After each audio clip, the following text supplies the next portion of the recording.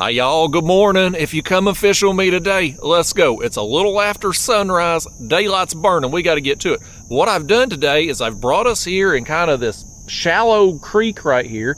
You can see it's just nothing but overgrown grass and swamp. It's a daggone mosquito factory. Grab your bug spray before you come with me. But what we're going to do is we're going to throw out some live baits in here for some catfish, while at the same time throwing out some pack bait for carp and buffalo, and hell, we might get some catfish on the pack bait too. But I threw the net at the creek I launched in, got us some shad. I've got them in the bait tank. I'm going to throw a live bait rod here off behind us, and then we'll have two carp rods here going off the front best we can anyway. You can see this is a very narrow creek. It's got some depth to it. You're looking at about 8 feet, 7-8 feet out here, and the deeper part, and then it comes up shallower, of course, as you get over here by this grass. But it's very narrow, so any which way a fish is coming, whether they're coming in or going down this creek, they're going to have to swim through our bait. So we've kind of got an ambush spot here, if you will. And let's get to it right now. Enough jibber jabber, y'all. Let's get to it. Let's get our catfish rod out here first. I'm going to get us a live shad and stick on here. Like I said, I threw the net and I just had to make one throw and had us plenty of shad that I ended up throwing some of them back.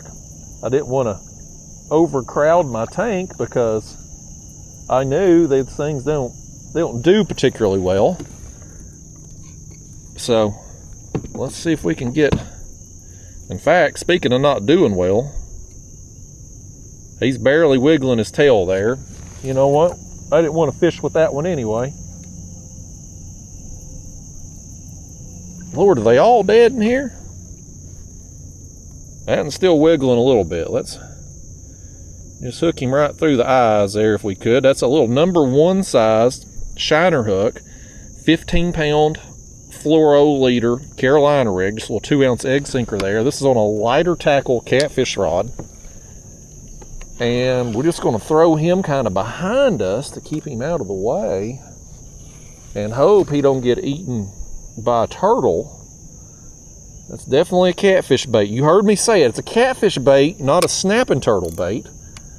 But such is life when you're in these creeks. You just never know what's going to bite your line. So we'll stick him there in the back rod holder behind us. Now up front here, let me show you our carp rigs. If you're new to my channel, this will be new to you, but if you've been around a while, this is kind of my tried and true carp method here that I use. I got this set up off the Catfish and Carp YouTube channel years ago, and well, it just works. I haven't had a particularly good year for carp fishing this year, but the concept, the bait, all that, it just works. So let me show you the setup before I get the bait on here. This is called a method feeder or a spring feeder. You can get these on either the Carp Sumo website or you can get them on Amazon. I've got an Amazon link. I may even have a little YouTube shopping link thing for these, but they're very cheap. And it's just coil and wire with a couple pieces of lead on the end, and you pack your pack bait on here, which I'll show you in just a second. And just right down below this feeder, we've got a little number 6 size ESP hook with a couple pieces of plastic corn. So we're going to take this pack bait material here. I just opened that bag and then closed it again, didn't I? Losing my mind out here.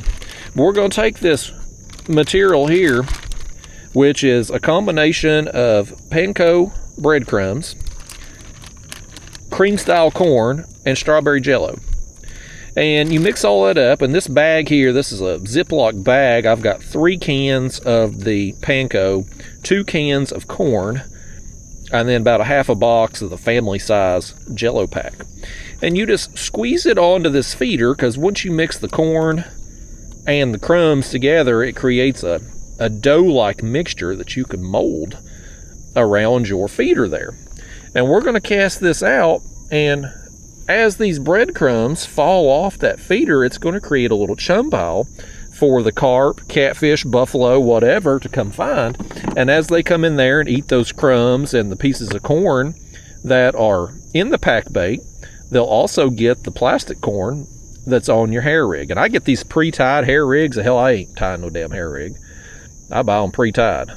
And we're going to also put a little worm here on the hook too, just to increase our odds, because carp, catfish, buffalo, everything will eat a daggone worm. So we just increasing our odds, folks, best we can. So this first one, I'm going to try to cast kind of shallow here, just to the right. That was even a little bit more right than I wanted it to be.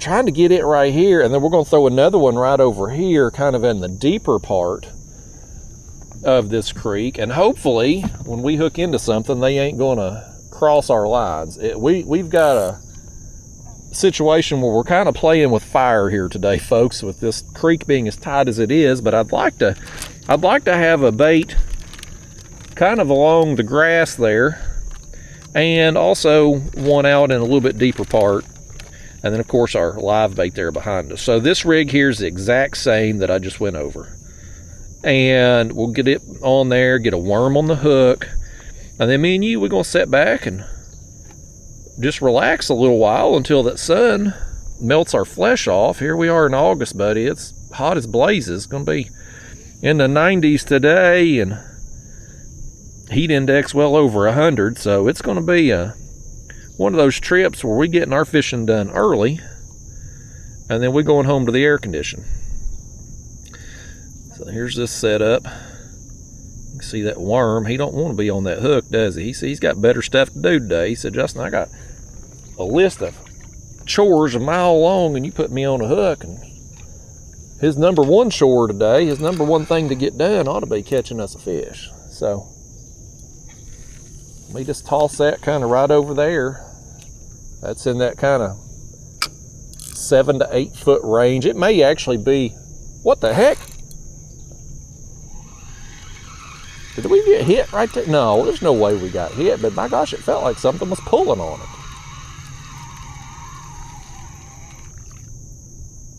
The worm's still on there and everything. Hell, I'm imagining stuff, I guess, folks. It just felt like we had a little something pulling on it there. Who knows? Maybe I'm just imagining things out here. It's a daggone... Normally something, a carp ain't going to hit it right away like that as soon as it hits the dang water. Most of the time, you know. Anyway, we got it out there now. So let's get our pack bait out the way. Let's put we got a worm trying, look at him right here. Look at that thing. He was trying to escape. I got my eye on you, worm. Get in that tub right there and act like somebody. So anyway, here's the plan today, y'all. Kind of what we're going to do. We're going to sit here on the spot, okay? This is our spot for the morning here. We're not going to be pulling up and moving. As we cast out our baits, whether we're rebaiting or reeling in fish and then rebaiting, every time we cast out, we're putting more scent in the water, more chum in the water, if you will. And this creek, there's a few things on the water here floating. You can see maybe there's a smidge of flow coming out of this creek, going that direction. We've had some storms. Oh, look right here. There was something tapping on that right then. A little nip right there, a little nip. But the last couple nights, we've had some storms, and it's brought some heavy rain in areas that got hit by the storms. And so this water in the creek here, you can see it's muddy. It's up a little bit. Water's up into the grass here that's grown. So, the flow is the big thing. Since we've got some water movement, it's going to send that scent trail on out in this creek. And with this being so narrow through here, any scent that gets sent down, fish are going to be able to easily lock in and come find it. Now, our live bait back here, a little bit different, of course. We need him to kind of kick around, wiggle a little bit, and I don't know how long he's going to stay alive on that thing. If our shad ends up dying, we can cut the ones in the tank and use them as cut bait. And I brought my leftover bait from the last couple days. I got a bag full of it left. We can, well, look right here. That's dead too. This one's dying. These shad in the hot water, man. I see one down here laying on the bottom. Dadgummit. I was hoping they'd stay alive at least an hour or so. Hard times, buddy. Hard times in this hot water trying to keep shad alive in a small tank. It's tough to do. But anyway, we can take the shad from the tank there, cut them up, use them as cut bait, or I've got my others left over from the last couple days catfishing trip. So let me put y'all here in the chest. I'm going to leave the camera rolling. Good news, if you're seeing this video, we caught some fish today. I mentioned that shad being left over from my last couple catfish trips. You know what you haven't seen? You haven't seen my last couple catfish trips, and here's why. I've stunk it up. I was on a dang good bite last week, man, and I've went, in the last 2 days I have hit different sections of the river with similar type setups. And what I mean by that is, when I was doing real well the last couple weeks, I've been catching them kind of on shallow, well, what I call shallow anyway, flats. Shallow is relative, of course. Some people, if you're on a river that's got 10-foot maximum depth, well, shallow to you might be 2 feet deep, right? But where I fish on Tennessee River most of the time, we got water that's 60 to 80 feet in some areas, some places over 100. So for me, when I'm working these flats that are 20, 25 feet deep, that's what I kind of consider shallow relative to the deeper water that's available. And that's been working out well really all summer long. That shallow flats, kind of 20, 25 feet, I've been just catching a bunch of fish. So anyway, last couple of days, I was like, I'm going to hit a different section of the river that's got the same type of area, big flat that drops off to the channel, but I'm going to hit a little bit deeper water. A little bit deeper flats, get down 35, 40 feet deep. Well, it's been a total waste.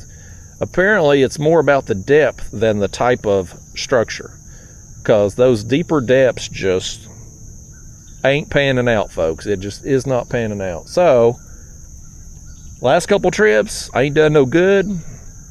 If I'm going to do one of these type of videos, I at least want there to be some fish in it for you. So, good news, if you're seeing this, we got on some. I don't know what. I don't know how many. I don't know how big.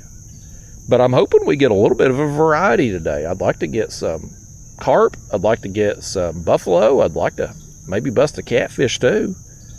I really am kind of in the mood to do some carp fishing today.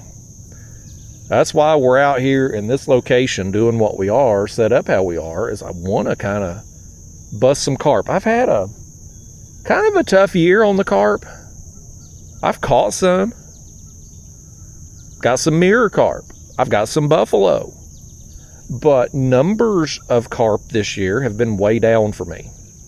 I just haven't really got on a good bite. Even my most recent carp trip, it was a total bust. I got a couple catfish, but I didn't get any carp. I didn't get any buffalo. So we're trying this creek here today where we can hopefully funnel fish into our baits because of how narrow it is. And this creek, I knew with the rains we've had the last couple nights, this would actually have some flow. When you fish in reservoir situations like we are here, Tennessee River's one series of impoundments, a series of reservoirs now with all the dams. What happens is when you get, well, this shad over here, he wants to come back to life a little bit now. Well, I tossed out there. But what happens is when you get these reservoirs and the water gets raised, right? When they build the dams, a lot of things that were above water initially now become submerged. And one thing that happens is the creeks that would have flowed into the river once upon a time, now water gets pushed back up into them. And so oftentimes you'll have to go way, way back into a creek to find any kind of moving water. And I knew this creek here in particular would have some depth and have some flow. So I wanted to come try it out today. But it's a pretty good haul to get here. I mean, it's not very far from my house to get to the launch that I used. But the launch that I used to access this creek is about 45 minutes downriver, at least by kayak anyway. It's a long haul, man. There is a way for me to put in farther up in this creek, at least with a lighter weight kayak anyway. Just slide it down the creek bank. But you park on the side of the road, you got to leave your vehicle there, and then you got to cross a little field to get down to the creek, and they've got no trespassing signs up everywhere. So I guess I'm not the first person to have that idea. Probably been some people down there bank fishing. Of course, y'all know anytime there's bank fishermen, no disrespect to any of you all that are out there bank fishing and doing the responsible thing, but any bank fishing area usually gets trashed, right? Like you get tubs of worms, the containers there, fast food packages, dirty diapers, all this stuff gets left on the bank. And in a situation like with this creek here, it's private property that runs up to that creek that I would have to cross. And so I'm sure they've had problems with people trashing their property, and they've put up all them no trespassing signs. So I can't really access this creek legally except to come in it from the main river channel. And the nearest launch that I can access publicly is 45 minutes downriver. So it's a good haul. I had to get out here this morning well before sunrise, especially since I wanted to throw the net, which is apparently a waste of time since we couldn't even keep this bait alive to get up here. And then, be set up here at a reasonable time. So the plan is this morning we're going to fish till it gets hot, which will probably be about 3 or 4 hours. It'll be miserable. I got boots on today too, which is going to make it hotter, but I knew if I wore flip-flops up here in this mosquito factory that is all this grass over here in the swamp, I would regret it. So it's pick your poison. Do I want swamp ass in my feet, or do I want a million mosquito bites? And so I chose just to have a soggy mess in my boots today. Come about 10, 11 o'clock, I may be regretting that decision. I may be wishing for a mosquito bite. Although I'll have plenty on back of my neck and hands and stuff, I'm sure. Oh, y'all. Our shad. Something's got our shad here. Something's got it. Look, our line's swimming up here. Oh, man, and we're foul hooked. Something had him. Something had him, by gosh. Is that one over here beside us still kicking? Let's see if we got any in the tank left. Yeah, this one's still wiggling. Let's throw him out. Okay. There he goes. Next shad going out. Something took an interest in that other one there. He was swimming with it. Short cast, but hell, I can't do much with all these trees over here. All right, y'all. All right, we got our first attention there on the shad. I will say this, for those of you that are not fast forwarding ahead to the fish catches, oftentimes on these carp trips, what I found, as far as like the pack bait material goes, it will oftentimes take, well, I say that, and this one over here is getting, look at it. Something was over there nipping on it. It'll oftentimes take 45 minutes, an hour to get the first bite. And I think how I've rationalized it in my head anyway, whether it's true or not, who knows. There's certainly been exceptions. I've had days where you get on the water and just start catching fish immediately. But how I rationalize it in my head, because I've had so many times where it takes 45 minutes to an hour to get that first bite, is that when you're coming in a creek like this, and again, I came in from this direction, So I had to cross over with the kayak and the motor in the shallow water right over the top of the areas that we were going to be fishing. Probably spooking some of them fish. And then, of course, you're getting baited up. You're making the commotion with the baits hitting the water. I'm driving these anchor poles down here in the ground to keep us stationary. So there's a lot of noise happening right at the beginning when you first get here. And if it does spook fish, well, it'd probably take them a little while to come back. And as a little time passes and they get that scent moving down the creek there, enticing them, they move in 45 minutes, an hour later, and then you start catching fish. And then it seems to be a little bit more consistent after that on a lot of trips. But that first 30 minutes to an hour can oftentimes be pretty dull.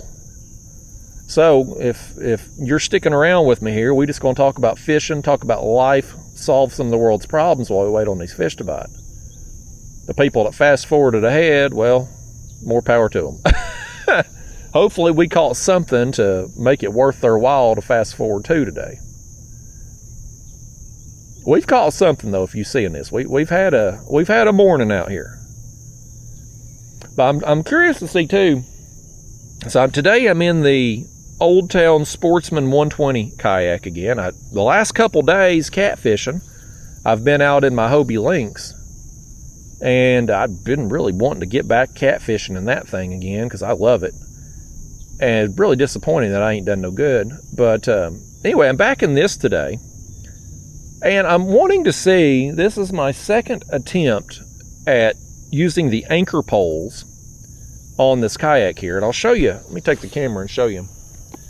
So I done a similar setup on my last big kayak, the Hobie Pro Angler. I've taken a board. This is a piece of 2x6, and there's a mosquito right there on my hand too. Swat that dang mosquito, y'all. Get him. This is actually the same board from my Hobie Pro Angler. You can see I just had to drill new holes. But anyway, I've run a bolt through the gear track to attach this board, which then has my power poles on each side. I got one over here, and I got one over here. And you might be saying, well, Justin, why don't you just put them anchor poles in the back like everybody else? Well, problem is the back of a kayak is so narrow, if you try to put two power poles back there, you get the same effect as if you just have one, whereas you get this weather vaning effect. So if the wind's blowing, it's gonna, the front of your kayak's gonna spin like a damn weather vane. Or if you hook up into a fish and he starts pulling you one direction, the kayak's gonna spin. So I wanted my poles off to the side with a little bit more distance between them. That way I don't get moved. The whole purpose of having anchor poles is so that you set still, stationary. Because when we cast out our baits and we're creating that little chum pile with the method feeder, what I don't want to do is have that thing hit here and the kayak gets spun and my line dragged all the way over here. Our shad. It's swimming, buddy. He's swimming down river, or down creek, I should say. Something's got him. Okay. I wish he'd have swam the other direction. Next time we cast a shad out, you tell the fish what direction they got to be swimming so they don't get caught in other lines. This fish went the wrong way. He had two options. He could go up or down. He went the wrong way. 50% chance of getting it right, fish, and you done failed the test. That's a blue. Old blue cat right here in this shallow water. Got him a shad. Old struggling, dying live shad down there. He still got the, I see the shad right there. Oh no, he got in our other line. Oh, he's all wrapped up. You jerk. I mean it, y'all. Tell the next time we cast out a shad here, you tell them, don't swim that way. All right, come on, fish. Let's get you in here. You're all marked up. He's off the nest. He's got a big gash on his tail there. I would assume that's probably from the spawn. should be about wrapped up everywhere in my area at this point. It's with us being into August now, the blues and flatheads, even at this point, I would expect even the fish that went on the nest late, they should be off the nest by now. So these fish here, I've been getting some lately that have been marked up, and some of them too have been real skinny too, just from the lack of eating there on the while they're nesting and stuff. Goodness gracious, you are all wrapped up in that line, fish. Okay, there you go. Now you out of it. He's got some length to him, but kind of skinny. Let's hold you out like this. Take a look at his tail right there. Boy, that tail's, he's embarrassed about it. Apparently, he don't want to flare it around. Quit, fish, quit it. You know what? They don't want to see your tail no way. There it is. Get on out of here, acting that way. Nobody even wanted to look at your tail, fish. I'm trying to get some people to feel compassion for you. They might buy you some salve. He don't care. He said he don't want no salve on that tail. He said it'll heal natural. He's an all-natural healer. He's into that alternative medicine stuff's what he's into.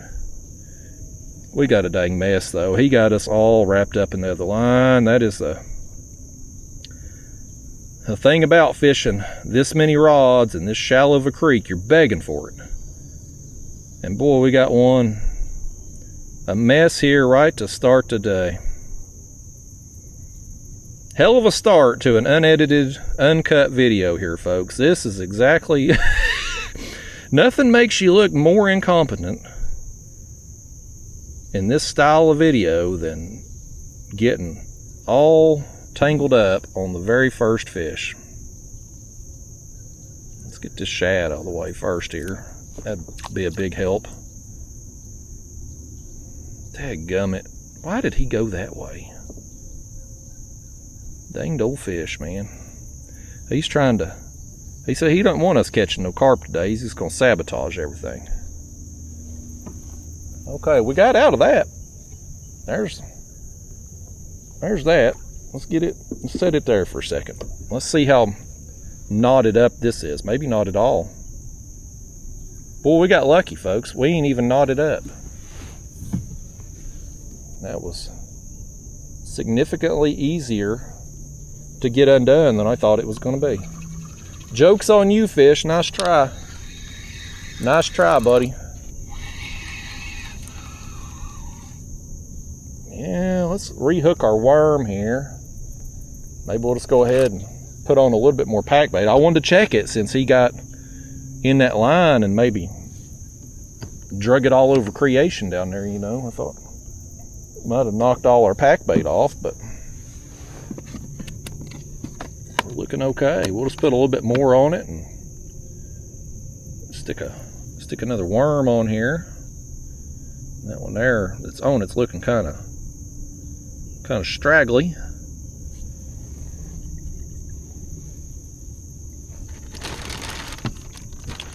Yeah, all right, y'all. We got number one. Old blue cat. I was hoping we might find some in here today. Either fish that are off the nest or fish that are maybe coming up in these creeks for the, you know, the high water and stuff. Get more shad and whatnot in these creeks. I should have waited to throw the net until I got up to this creek instead of throwing in the one I launched in, because that would have probably kept them alive longer. Mistake on my part right there. It probably won't be the first mistake I make today either. Or the last mistake, I should say.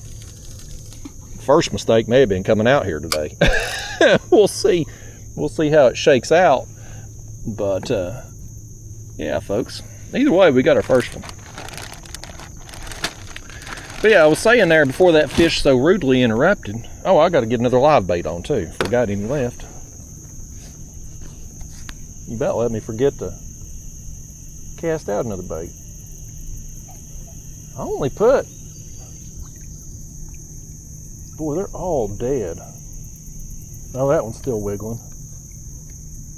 This one's still wiggling right here, folks. I didn't put, but maybe 10 or 12 in that tank because I didn't want to overcrowd it. But it didn't matter.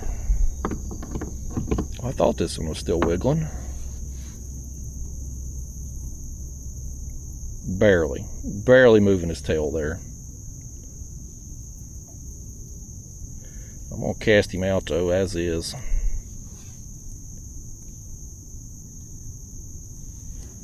Let's stick him right there in the water and see if he'll. Let's just see if he'll wiggle at all. You better kick or something, fish, or else I'm gonna cut your tail off. He's dead. Let's just give him a little snip here, get him bleeding a little bit, help our cause. All right, let's throw him out. Disappointing. Very disappointing. I wanted some live baits, is what I was wanting out here. Ain't gonna happen, apparently. They're all dead, even though I didn't crowd the tank. I did not. Didn't crowd it, didn't matter. Hot water, small container, live shad. Bad combo, folks. But anyway, I was trying to say before that fish interrupted us and tangled us up and all that mess. When you carp fishing, you want, wherever you cast out your feeder, you want to stay there. You don't want your chum falling off that feeder and then your line get dragged 10 feet away from it. Like, you want everything close, that way when the fish come up, when they're eating that chum material, they get your bait too, right? So because of that, I need the kayak to set still. And this time of year, when the water's up, in the winter time, they lower our water down for winter drawdown. And so that opens up a lot of bank fishing opportunities. But right now, in the middle of summer here, when we've got water at full pool and a little bit higher today with the rain, you can see all this overhanging trees over here on this bank. And of course, I wouldn't want to get out. Oh, right here, right here.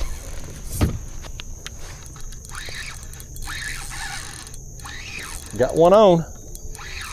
Got one on our pack bait rig. It ain't gonna be no carp. I think it's a catfish. He's rolling around every which way down there. 2 cats to start the day. 2 kitty. Kitty, kitty, kitty. Yep, that's a channel cat too. Oh, channel cat right there. I could do without them. If we're gonna catch catfish, I'd at least like to get a blue or a flathead. Just gotta take what we can get though, ain't we? That one right there said he wanted him some pack bait and a worm, and he got it. He's knocked all that pack bait off the feeder too. Let me get hold of him here. I don't want to accidentally put my finger into that hook. He's gonna give us at least one of them worms back, ain't he? You got the bad end of the deal there, fish. Hook and a jaw and not much to show for it. Get on out of here, little tiny channel cat. Okay, folks, we're getting some attention all of a sudden. That's 2 here. Pretty quick order. Stick us another worm on the hook. A little red worm here.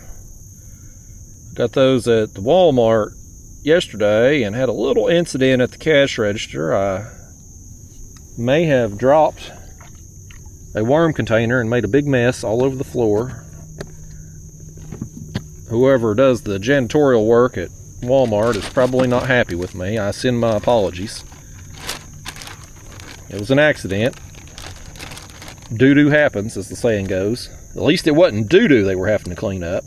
I'd rather clean up some dirt from a worm container than the blowouts that probably happen in Walmart bathrooms. Oh, we got one on our shad.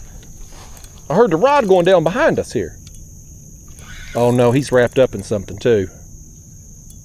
He's still on there, but he's in some debris. Oh. No, he's still on there. I thought he broke off. He'd come out. He just bolted out of it. Okay, okay. Yeah, buddy, we got some catfish in this creek. Okay, folks. Okay. Oh, he's wild too. He's gonna get around these dang anchor poles.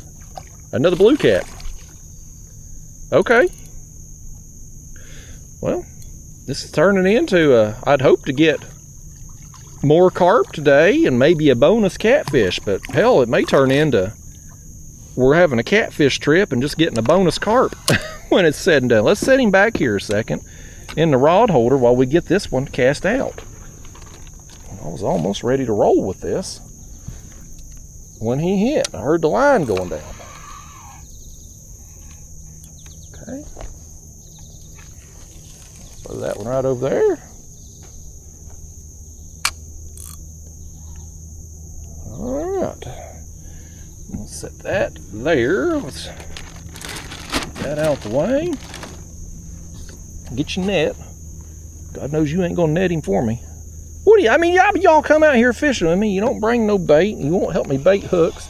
Can't get you to net a fish for me. Every time I fish with these people, Blue Cat, this is how it goes. I end up having to do everything all by myself. And if we catch fish today, they'll take all the credit. And if we end up not doing any good, I'll get all the blame. That's how it always goes. Listen, he's talking to you right now. You hear him? He's telling you. He knows how it is. He's dealt with you people before too. I don't know why they treat me like that, fish. I just try to take them fishing's all. Another skinny old blue. Old skinny post spawner. They'll get their weight back on here directly. Okay, well, since all of our shad in that tank are dead, I'm going to take the one in the floor here, and we'll do the same thing with him as we done the other one. We'll just hook him, snip a tail, and send him out. Okay. Throw it out behind us. If we end up just whacking the catfish here, what I may end up doing, we got that last fish in something over there too. It's a little concerning. He was wrapped up in some kind of debris. What we may end up doing though is taking one of these carp rods, casting it behind us, and throwing the shad out front here. That may be what we end up doing. Kind of goes against what I was talking about of building your chum pile up over the course of your trip. But if it's mostly cats, then we're going to do better on the shad anyway. But anyhow, I'm going to try to get through this damn story about these anchor poles. So, bottom line is, in the summer months here where I'm at, if I want to go carp fishing, something hit that right rod. But if I want to go carp fishing, I have to have a way to keep my kayak still.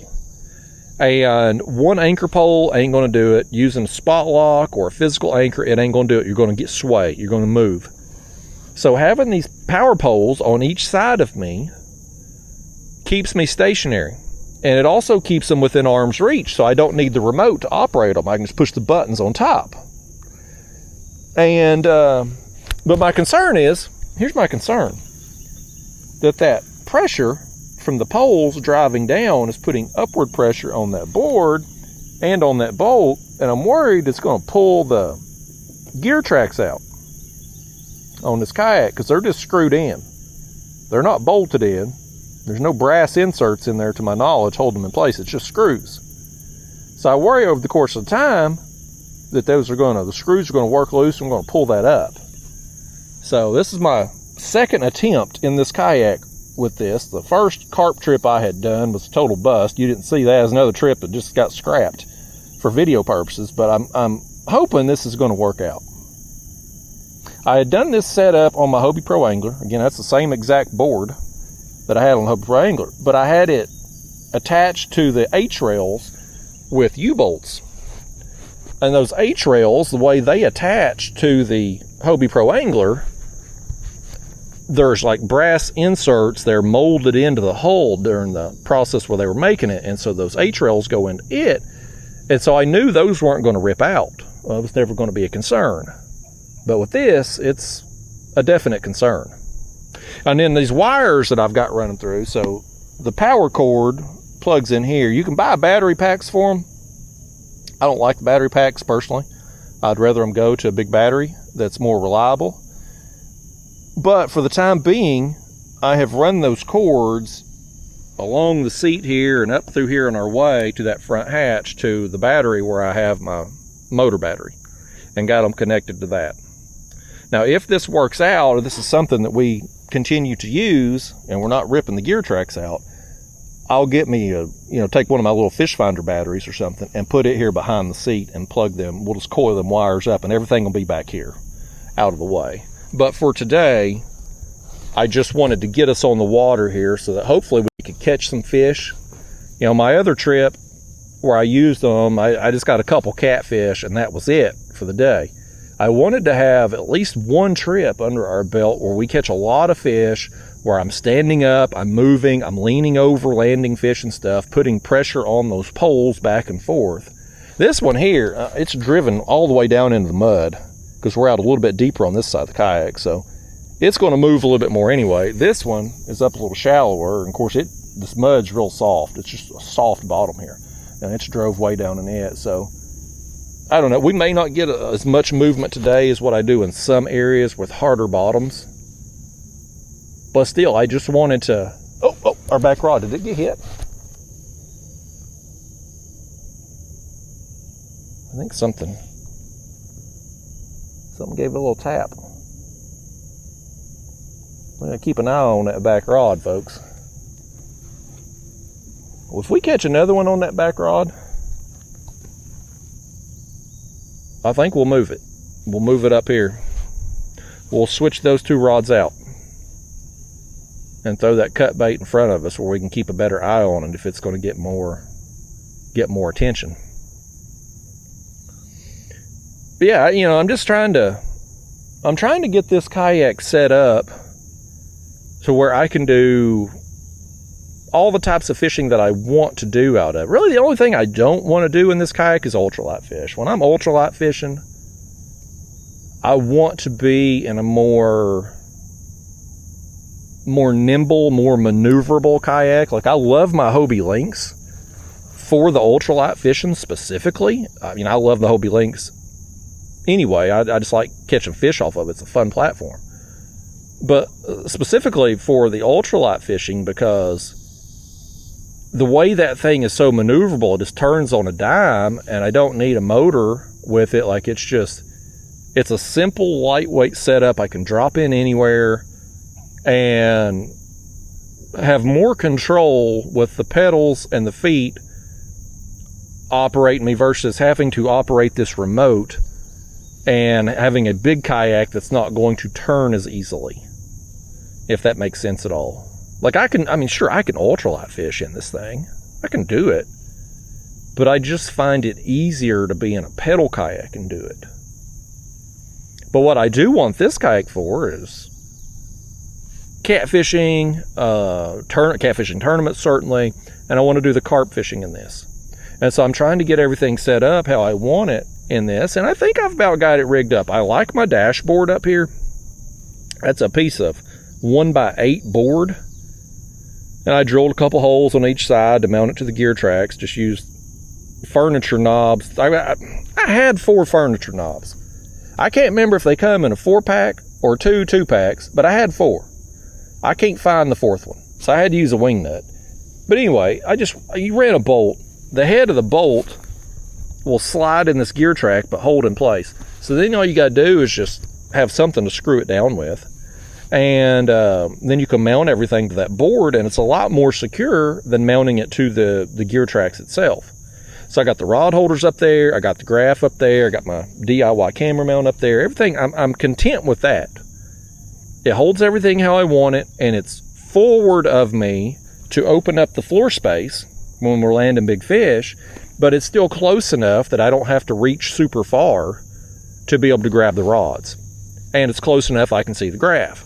So I like that. But the power pole setup, we'll see. We'll see with that. I'm on the fence about adding a couple accessories.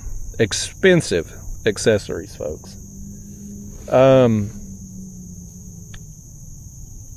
And come Black Friday, when we get to the holiday sales, I may, if things get discounted, I may pull the trigger on some things. So, first thing I'm considering buying, and this would be stupid of me to do this.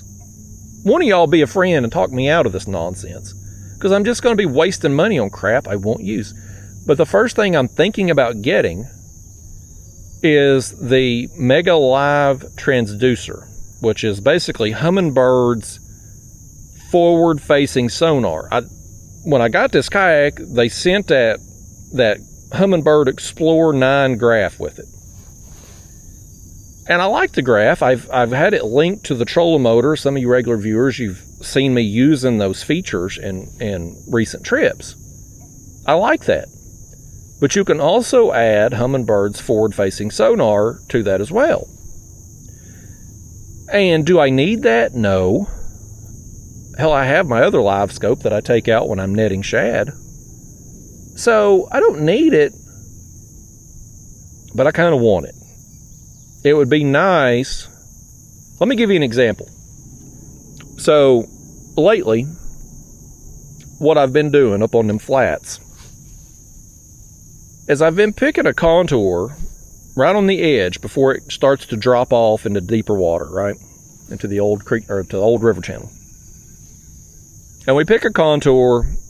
I push the buttons there on the screen to follow that contour and follow it at whatever speed we have set to go, right?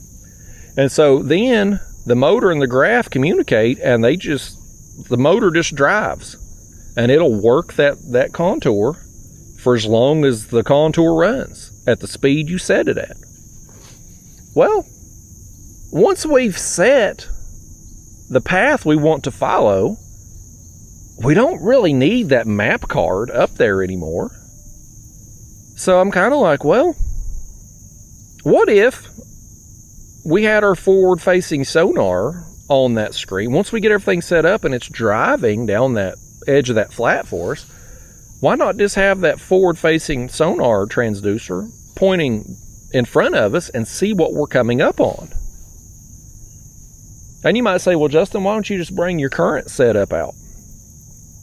Because I've got it on a portable box that I'll throw in my links, whatever, when I'm going to net shad and stuff. And we could certainly do that.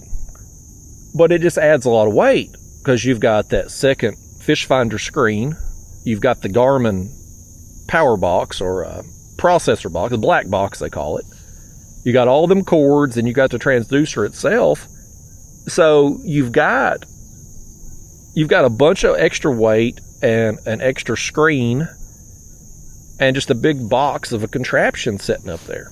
It would be so much easier just to plug in the transducer to the back of that screen and just mount it over here on the side when we want to use it, and then when we don't want to use it, just put it in that front hatch or something.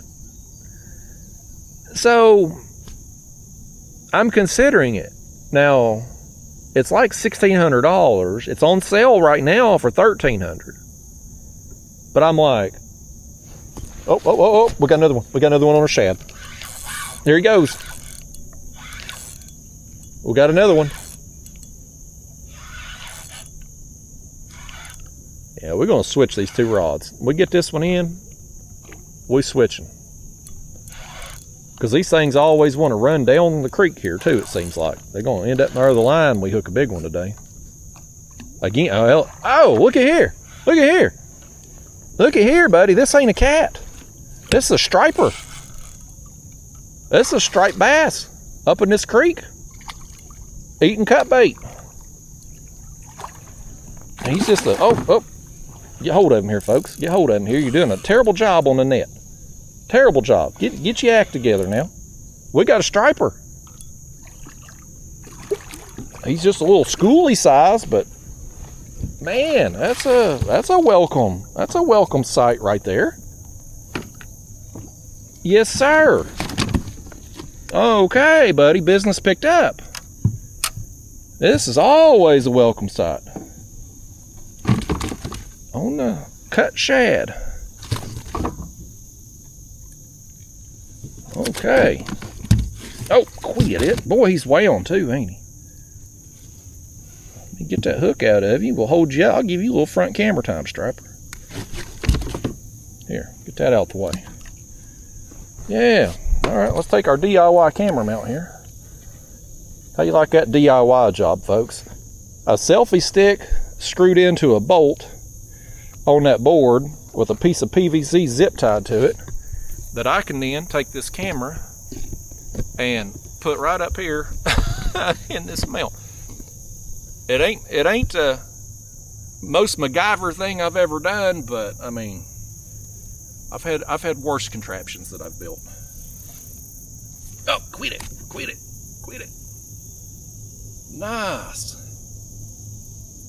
How about that? Just a little schooly striper, but I mean a welcome surprise. Especially in this shallow water creek. You think this could be my thumbnail? Could we? God, how awesome would that be? Give me a second here, folks. Give me a second. Give me 1 second. I want to do something if we can. I don't know if this will pan out or not. This may be another stupid idea I've had today, but I'm gonna hold this fish up with my rod here and try to one-hand him if I can. This may be stupid. He's probably gonna flop out of my hand when I do it. This may be dumb. Back up a little bit too. This may be the worst thumbnail. I may not end up doing this. Okay. Alright. Let's take a camera here, see if we can get a release on him. See you, buddy. There he goes. There you go. My gosh, I'll fist pump that one, buddy. That's a surprise. I suspected we would catch some cats. Accidental, I usually do on the carp bait, and then of course throwing out the shad. Oh no, he's come belly up on us over here, folks. I must have had him out a little too long. Let's see if we can get him and revive him. Dadgummit. These stripers in the hot water. Nope. Well, he went down then. Will he stay down though? Stripers in hot water oftentimes won't do good, especially if you handle them too long, which I did, trying to get a damn picture for a YouTube video. I don't see him coming back up though. Maybe he'll stay down then. Good. I don't want to kill a fish like that just for a damn YouTube thumbnail, but hell, you got to do stupid stuff to get people to click on this crap. It's very frustrating. It's part of the game, though. If you're going to play the game, by God, play to win. That's my motto. So, yeah, we still got most of our pack bait on here, but our worm's gone. Something ate our worm right off that hook. I'm going to cast this rod behind us and switch it out for that cut bait up front where we can keep a better eye on it. Boy, I can't get over that, y'all. And I'll tell you something too about them stripers now. They ain't alone. I guarantee you that fish right there, he didn't swim through by himself. Them stripers are not solitary fish. They are schooling fish. So it's possible there might be some more up in here. Okay, let's just give this a little toss back there, and we're gonna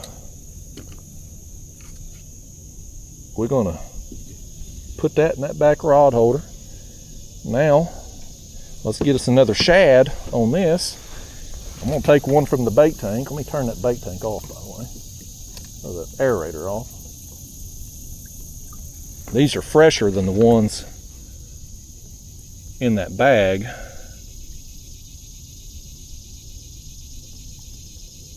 Okay. Just gonna tail snip there, just make him bleed a little bit. Okay. All right, well, let's just give this a toss right over there. All right, folks. We hooked up and ready for the next one. Got everything all cast back out again. What a nice surprise, though. And what is that, too? We're at about an hour mark here. What is that? Four fish? We got two or three blues, a channel cat, and that striper. So either 4 or 5 fish in the first hour. That's not too bad, because like I said there in the beginning, like, normally you come into a place like this, I feel like you spook some, and it takes about an hour, 45 minutes to an hour to get that first bite. So the fact that we've already got 4 or 5 fish already at this point, I'm feeling pretty optimistic about it. But anyway, like I was saying,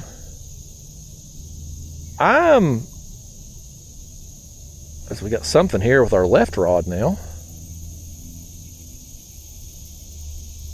Something's after that worm over there, I reckon. We probably need to put some more pack bait on that thing too. That one's been out since the beginning. We'll see what happens over there with it. It may just shoot off like a rocket here in a second, if a carp gets hold of it.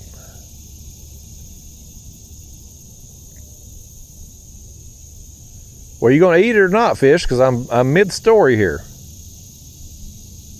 I don't want to start the story again just to have to immediately stop it. All right, fish, make up your mind. Line got tight again. He don't know what he wants to do. Let me just get on with the story. So, do I need that hummingbird transducer? No. Would I even use it that often? Probably not. Do I kind of want it? Yeah. I kind of do. So, they're on sale right now for $1,300. But it's August. And we know... Oh, the line got tight again. It went slack and then got tight. He's over there messing with that worm probably. Could be a channel cat. The mosquitoes on me. If he don't get it here in a minute, he's out of luck, because I'm going to reel it in. We're going to rebait that thing. But here's the thing, folks. That transducer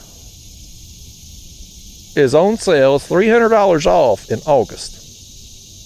So that tells me there's 2 possible scenarios that could play out around the holiday season. It means that there could be a bigger discount coming come Black Friday sale or whatever, right? Or they may be going to come out with a new model. And if they come out with a new model, then you would think that this current model would be heavily reduced even more. Either way, I think it could go on sale even more at a steeper discount than what it currently is. So I hate to buy it now and then could have waited 2 or 3 months and get it. Has he got it now? let's pick up on it.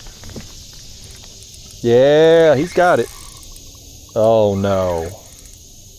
You know what this feels like? It feels like a turtle. It don't feel like a fish. If it's a snapper, y'all are dealing with it. I'm serious, folks. I ain't messing no damn snapping turtle today. If it's a slider, that's fine. But not a snapper.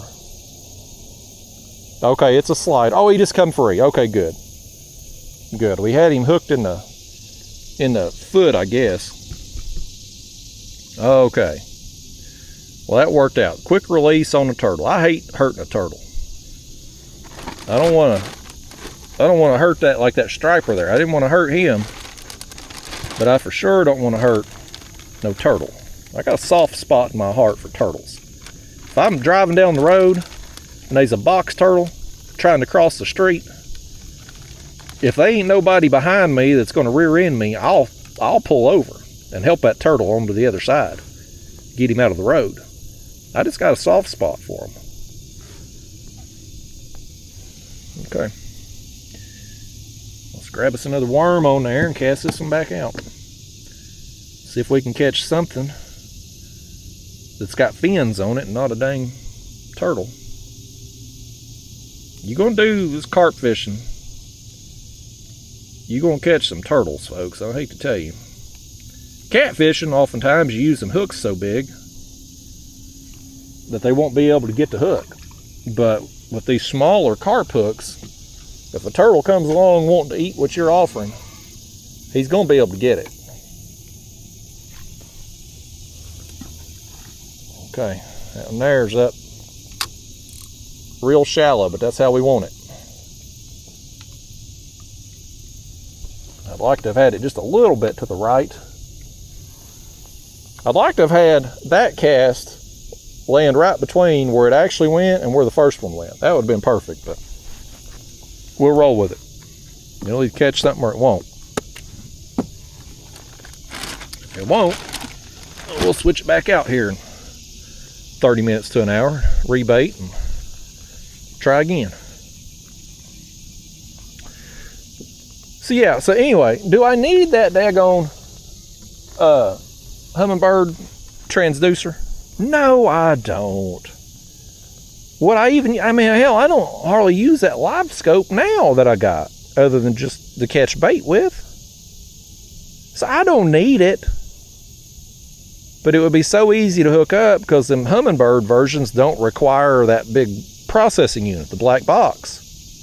You just plug it into your screen and you're good to go.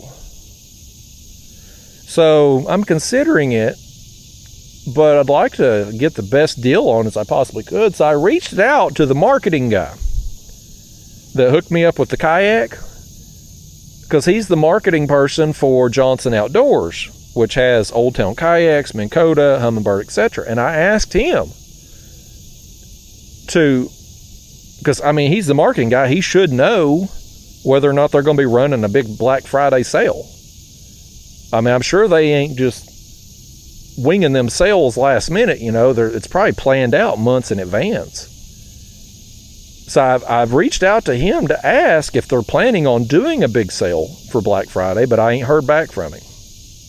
And I may not. He may never talk to me again, for all I know. So I don't know, but I thought it was worth a shot. Like, this guy, he might know. He might have some inside knowledge, and it might could save me a few bucks. But anyway, that's the first thing that I'm considering buying that I don't need. The other accessory that I'm considering buying that I absolutely don't need but kind of want, and when I first saw this product, I was like, oh, that's an instant no. But as more time has gone on, and they've done some updates to it, and I've seen some other people have good experiences with it, I'm now considering that Garmin Kayak trolling motor. It is a stern mount motor with all the GPS features. It's faster than the Minn Kota, from what I've seen. well over a mile an hour faster, which I know that probably don't seem like a mile an hour, Justin. Hell, that ain't nothing. Well, it kind of is in kayak terms. I mean, that's a big percentage. But the big reason why I would consider that Garmin unit is I like the idea of being able to, because I do a lot of anchor fishing or spot locking throughout the year. Really, fall all the way up to the spawn, I'm mostly anchor fishing. It's the summer, these hot summer months here. This is when I really like to drift and troll and cover water. But the rest of the year, I mostly anchor fish. And when you get into those cold months, and let's say you in this kayak and you hit spot lock and the wind's blowing, right? Well, it's going to turn into the wind, which means you're going to be facing into the wind blowing in your face. Well, it'd be nice to have the wind blowing into your back. It's going to feel a lot more tolerable. So that's the first thing. The second thing about that Garmin motor that really got me thinking about how I might like it, and again, this is so stupid. Why am I considering buying this when I only go to Florida for 2 weeks a year? But boy, those 2 weeks a year in Florida would be great with that kind of motor, because when I'm out there shark fishing, out there in the ocean, I can't safely anchor down a kayak. Not with like a physical rope and anchor. I can't do it with first off, the flow, the current flow with the tides and all. That would be sketchy to be pulling down the side of your kayak with that flow.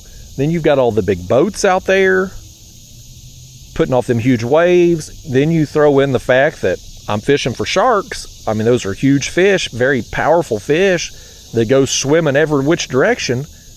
Do you really want them getting wrapped up in your anchor rope and taken off? No, absolutely not. So it's just not safe to do that. So what I end up doing is just going out there and drifting around. And you get a big shark, he can pull you a long ways. And it would be nice to be able to be spot locked, especially along those channel edges. So where I do, when I go to Florida, I'm staying down there in the Florida Keys. I stay in Islamorada. And oh, something's after our shad here on the right rod.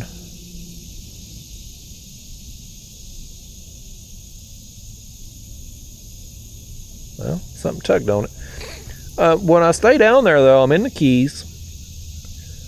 And the Keys is real shallow. It's a real shallow area. But in between each one of those islands, there will be a bridge that connects them.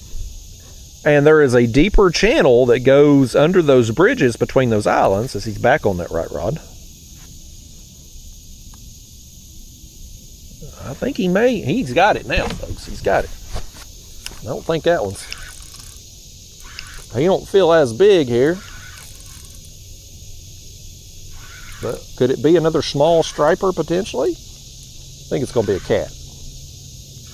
Now that we got that striper, now I'm hyper focused on that. I'm hoping more come through. Imagine if we had some dang live shad right now. This is a channel cat. Definitely not what we want to catch. Of all the possibilities in this creek today, the only thing I would rather not catch than a channel cat would be a snapping turtle.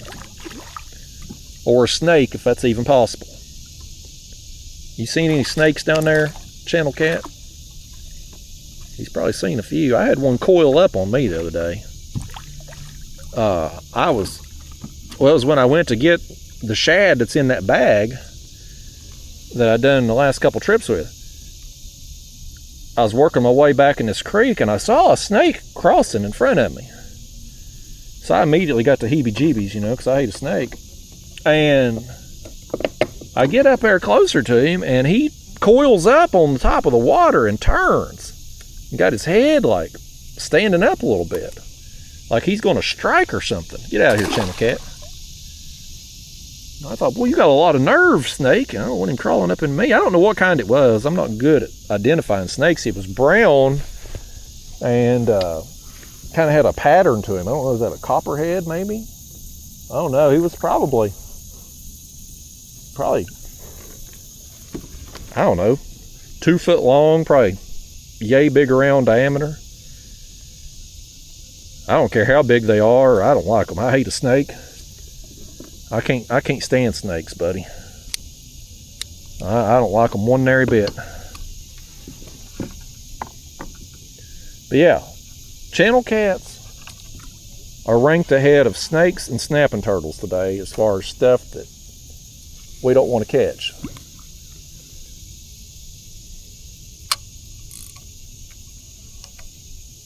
All right, get it back out there. So anyway, back to the story about the motor. So you out there in the ocean, man, it would be nice having access to spot lock where I could set up on those channel edges there that go along by them bridges, and I could be right on the edge of the channel, kind of in that shallow water, so I'm not going to get run over by boats. I could let my bait go with the current right along that channel edge where, I mean, a lot of fish use channel edges, sharks too, certainly. And so I could keep my bait more precisely positioned how I want it. And then when I do hook up to a shark, if it's a small shark, I would assume the spot lock would hold me in place. And it would give me more leverage to fight the fish with and hopefully be able to land it a little quicker, get it going a little quicker without tiring them out too much. And if it was a big one,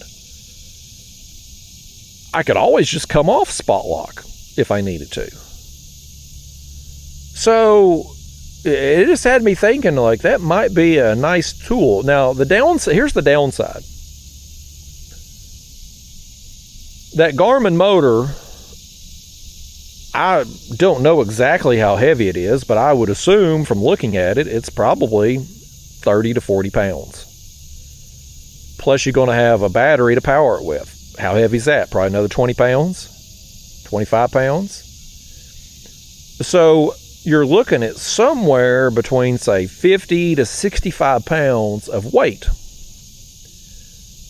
And when you're down there in the Keys, man, hauling a trailer, it's pain. There's nowhere to park a trailer down there. And if you're forced to use a public boat ramp, you're going to pay out the poo-poo hole, if you know what I mean. Because they are all, I mean, there was one launch down there. I forget the name of it. But it's like $50 to launch and $50 to load. They charge you each way, putting in and taking out. I mean, it's ridiculous. And then on top of that, you're going to back your trailer down into salt water. So you're going to have to, be real careful with that, get everything sprayed off, everything good, so you don't get a bunch of rust and whatnot, corrosion. So it's just easier to take a lightweight kayak that you can pull through the sand and get down to the water. Then you don't have to fool with trying to find parking for a trailer. You don't have to worry about damaging your trailer. And you don't have all the extra weight to lug down to the water. Because if I take, especially, I mean, if I get that Garmin, I'm going to have to put it on this. I can't put it on my links. I've seen some people do it. I've seen people in the Hobie Links Facebook group that have that Garmin motor on the back of their links. But the mounts they have used to put them back there, they look kind of wonky. It don't look like something that you would want to have a $3,000 motor attached to. You know what I mean? And even if you do, let's say you do put it on the links. Well, you've still got to lug the motor and the battery down to the water. So you're going to have to be making multiple trips back and forth, up and down the beach. And down there in the Keys, like, it's not it's not as bad as like being on the mainland as far as lugging stuff to the water. Like usually down there in the Keys, you can get pretty close. So it's not as big a deal. And where I'm staying at has I guess you call it a boat ramp, a boat launch. People launch boats there, but I mean, it ain't, you just backing down into the sand basically, right there by the place I stay. So, I mean, you could get right down to the water edge. So it ain't as big a deal. But what I was thinking, if I had this, yes, it would be a pain in the ass getting on and off the water. But once you're on the water, it's got a lot of potential. And where I'm staying at there in Isla Mirada, I could just, with that extra speed I would get from the Garmin versus just my normal pedal speed when I'm in the links, I could run all of my trips. We're about to run a fish here. I see my line moving around here on that shad rod.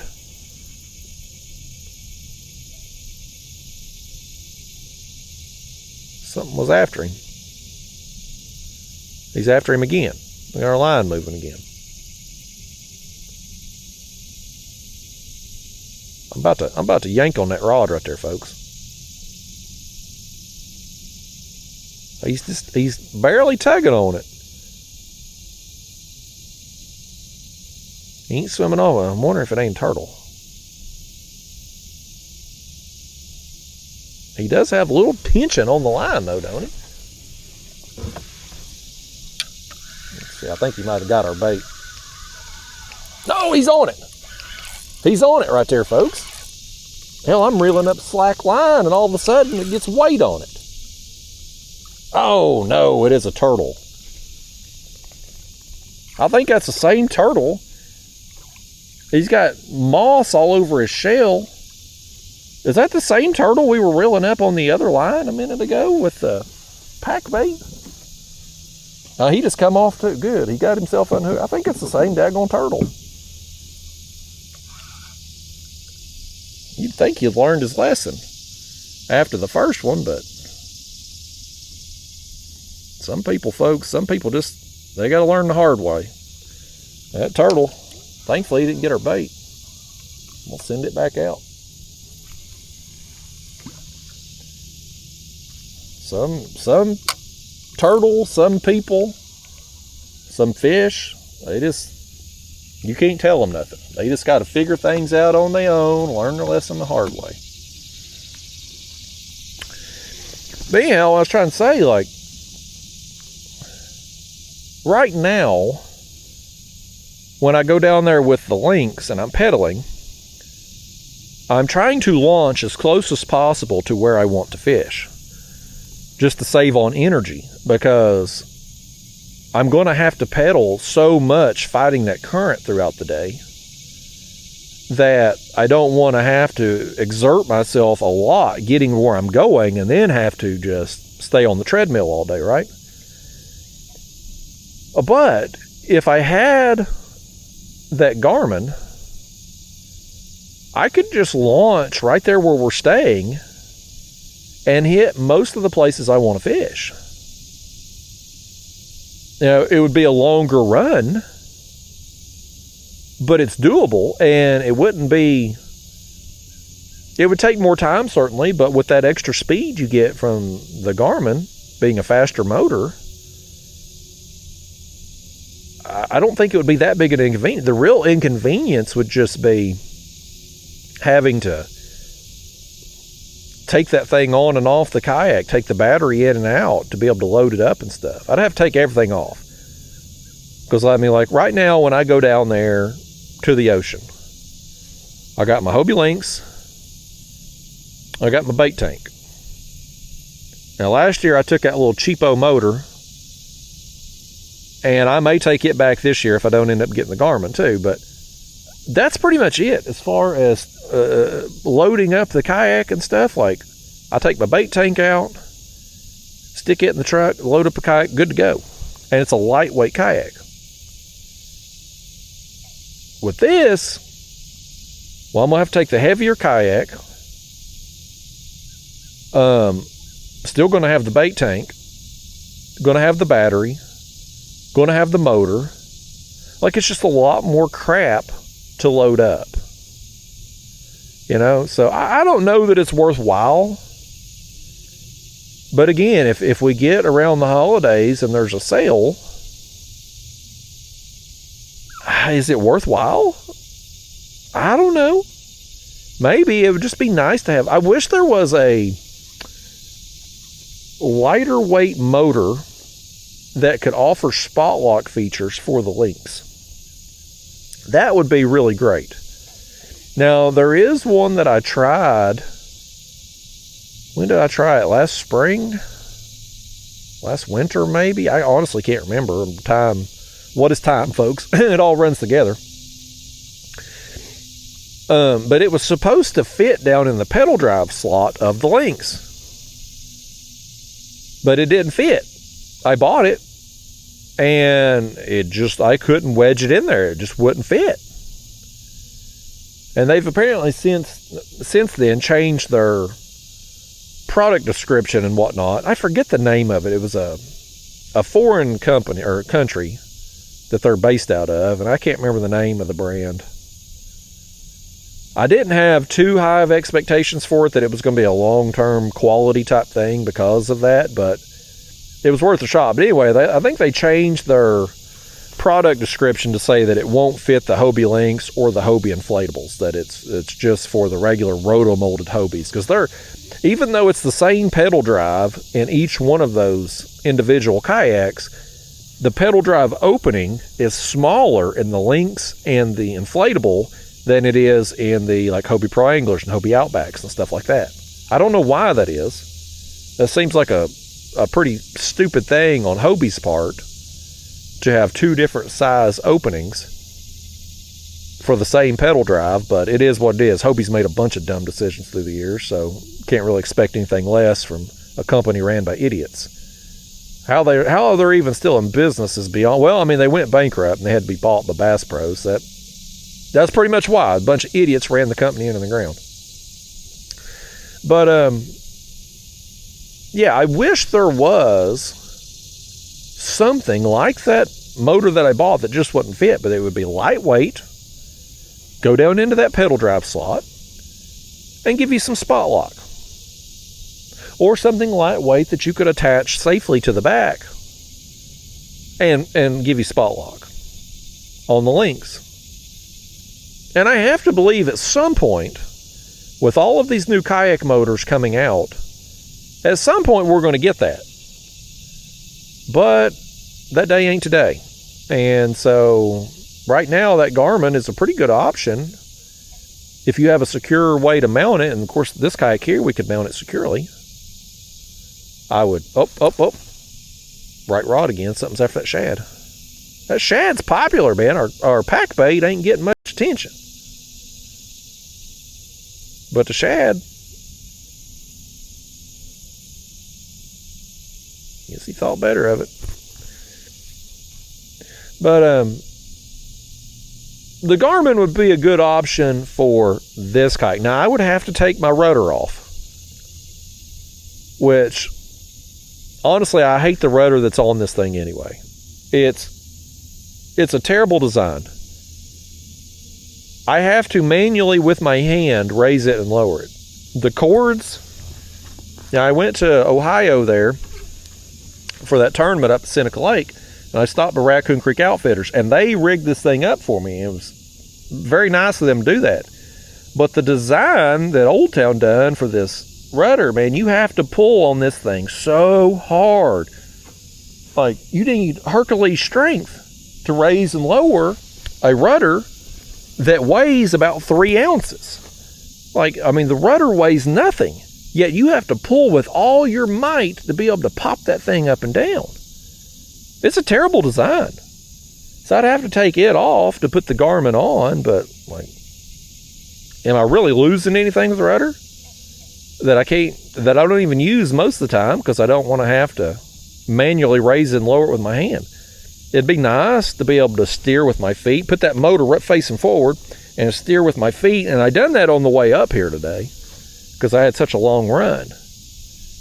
But on trips I've been taking this kayak that I ain't running that far, I ain't even putting the rudder down. I ain't even using the damn thing because it's such a pain to stow and deploy. And so if I took the rudder off, this fish is about to take off with that bait.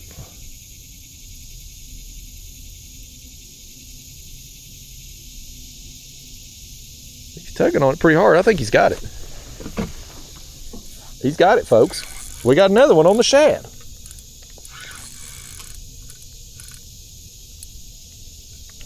Oh, don't run over to the left now. Don't do that. You'll get out of the line.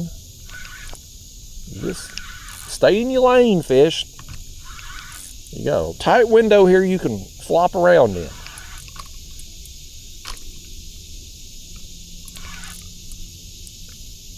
Can't tell what he is yet. It's either a blue or a channel. It's definitely a catfish, but I can't tell what species yet. He don't even know what kind of species he is. No, is that? Okay, it is catfish.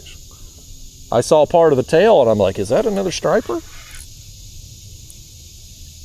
No, it's cat. I think it's channel cat. Oh no, come back this way. Don't get up under there, wrapping yourself around everything, sir. That ain't how we're gonna be today. We're not swimming around no motors or no anchor poles. No, sir. We've had a tangle today, and that's the only nonsense that we're gonna have.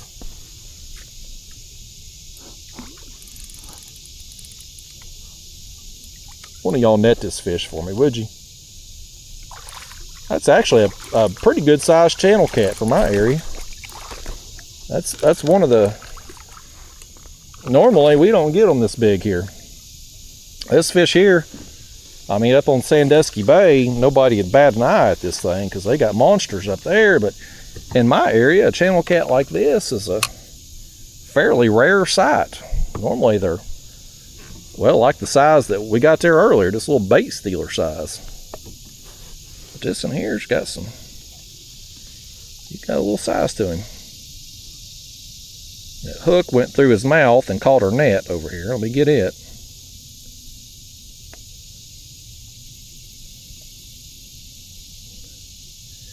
You danged old fish, even when you do things right, there you go, you still causing me problems. Always causing problems with these channel cats, always. They're a destructive fish. They want to tear up your hand, tear up your hooks, tear up your net.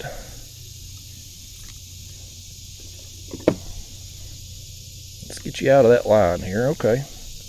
Yeah, I ain't gonna give you no front camera time, but I mean, he's got some length to him. He's bigger than some of them blues that we got today. Okay. Well, shad, folks. The shad is dominating today. It's dominating our other. Thank goodness we done this. Here I did think, well, we'll just get maybe a bonus catfish or two while we catch some carp. And here we have, ain't caught a single carp. And got a bunch of catfish. And a striper. And a couple turtle bites. All right, let me grab another shad, another at least freshly dead shad here in the tank. I didn't get any real big ones today. I just threw that net one time and it was mostly shad this size and a little bigger. Okay. Throw this back over. There's quite a bit of catfish activity though in this creek though today, ain't they? It's several fish now for no longer than we've been out here, I guess. They're moving up. It's higher water, maybe. Cooler water, probably. That could be it, too. I ain't got the graph on to know exactly what the water temperature is, but I have to believe the water that's in this creek right now is probably cooler than what's out on the main river. Because it's still, when I was out yesterday, not catching catfish, it was 86 degree surface temp out there. I can tell just putting my hand in the water here, it's cooler than that. So maybe these fish are moving up for this cooler water. It's probably cooler, a little bit more oxygenated with the flow. So that could be part of it.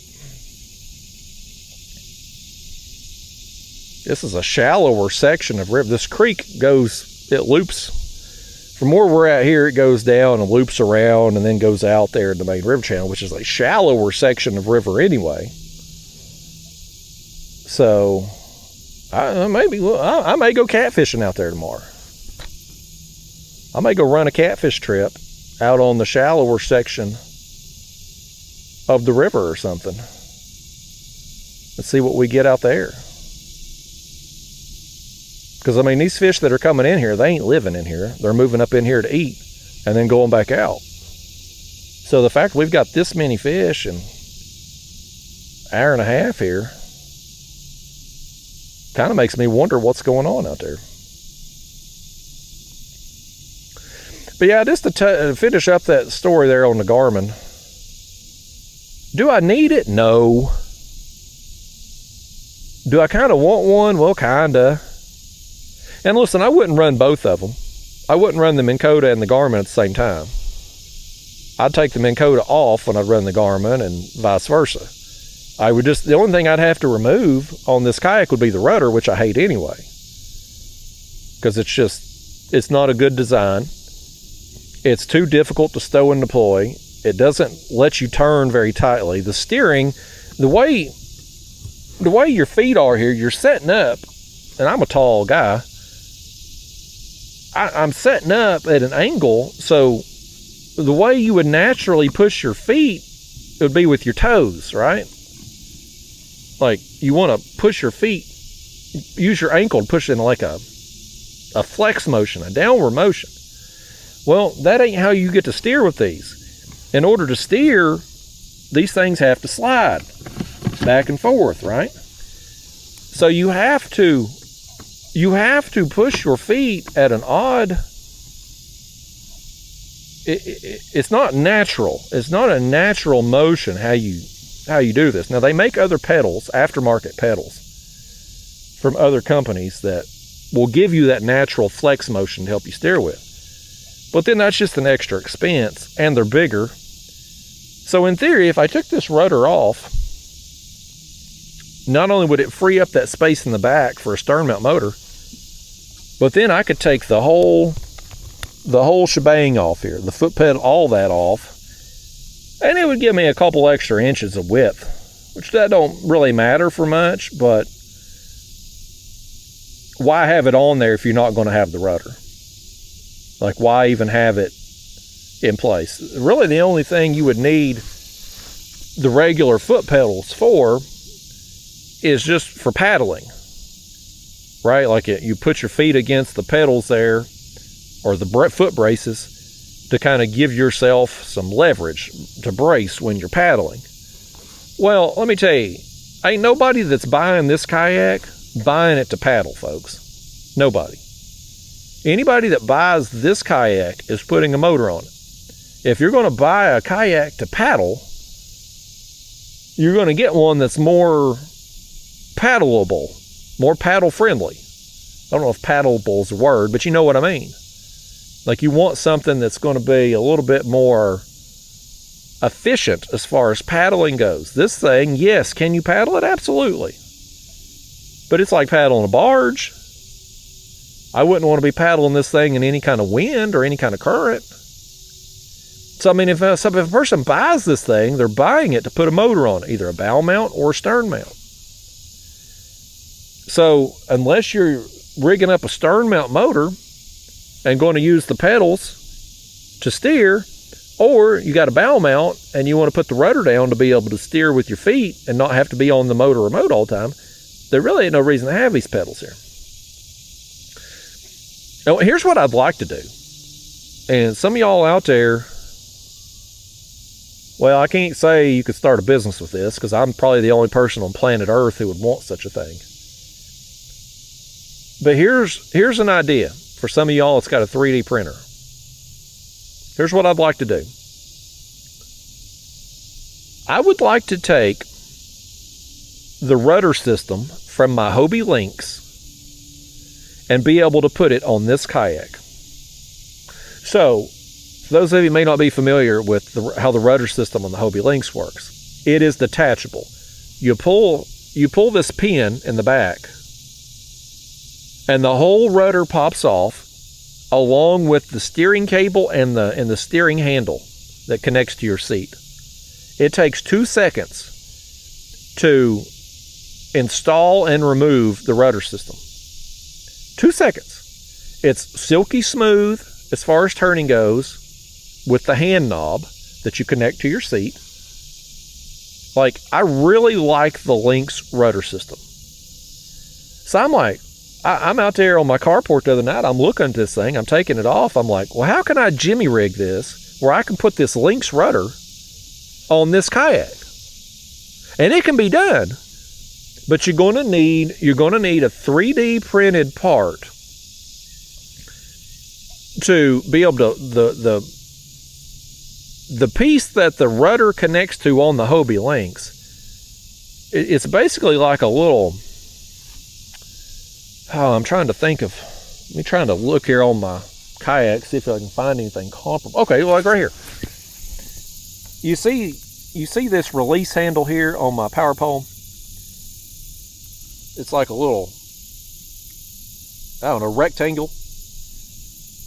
That Hobie Lynx rudder has a piece like this, and it slides down into a groove that is made to hold that rectangular piece, right? And then there's a pin that pops in. So you just pull that pin, slide your rudder down in there, and the pin holds it in place. You want to remove it, pull that pin, slide it out, you're good to go. What I would need is a piece like a sleeve for that rudder to slide down into that I could attach back there into the back of the kayak. So if somebody had a 3D printer and was good at that kind of thing, it could be done pretty easily. Or another possibility, if Hobie would ever get their act together and start making some parts, replacement parts again, then I could just order that piece that's actually mounted to the kayak of the Hobie Lynx that the rudder connects into. I could order that piece and then just jimmy rig it onto this thing. But you can't get any Hobie parts. Here we are, year of the Lord, 2026, August, whatever the hell today is. You can't get any parts from Hobie. Still, to this day, you can't get anything. What is that hollering going on over there? You hear that hollering? I don't hear it now. The jar flies drown everything out this morning. These jar flies are loud. That's what we call them anyway, jar flies. I don't know if that's the actual name for them. That's what I always grew up hearing my great grandma calling them, was jar flies. You hear them every summer here in the South. I don't know that I've ever seen one, but you hear them. But I completely lost my train of thought. But anyway, the rudder. Like, if I could buy that part from Hobie, well, then I could just jimmy rig it on here and pop that rudder on and off, and it'd be great. I'd sit here, I'd mount me a little thing by the seat and just steer with my hand with that rudder.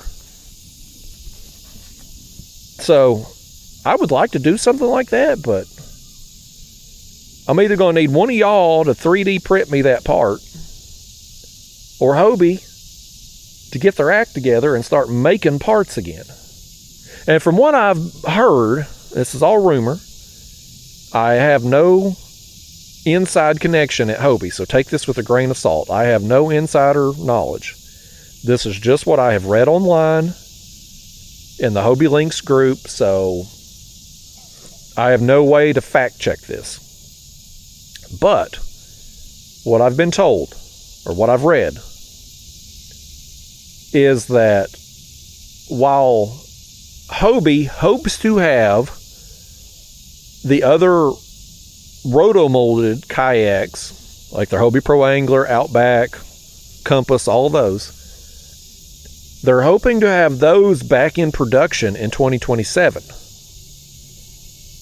From what people in the Lynx group are reporting, they haven't found a way to do the Hobie Lynx in the United States yet. They don't have a manufacturing plant set up to make them. So while everything else in the Hobie lineup may be coming back online some point in 2027, the Lynx may be delayed longer or possibly just canceled outright. Because that kayak was apparently made in France and shipped over here. I didn't know that originally, but that's supposedly where they were manufactured at. It was in France. And of course, when Bass Pro bought Hobie, they're moving everything here to the States, and they apparently don't have a way to make them. Oh, better take down. Yeah, he's still on there.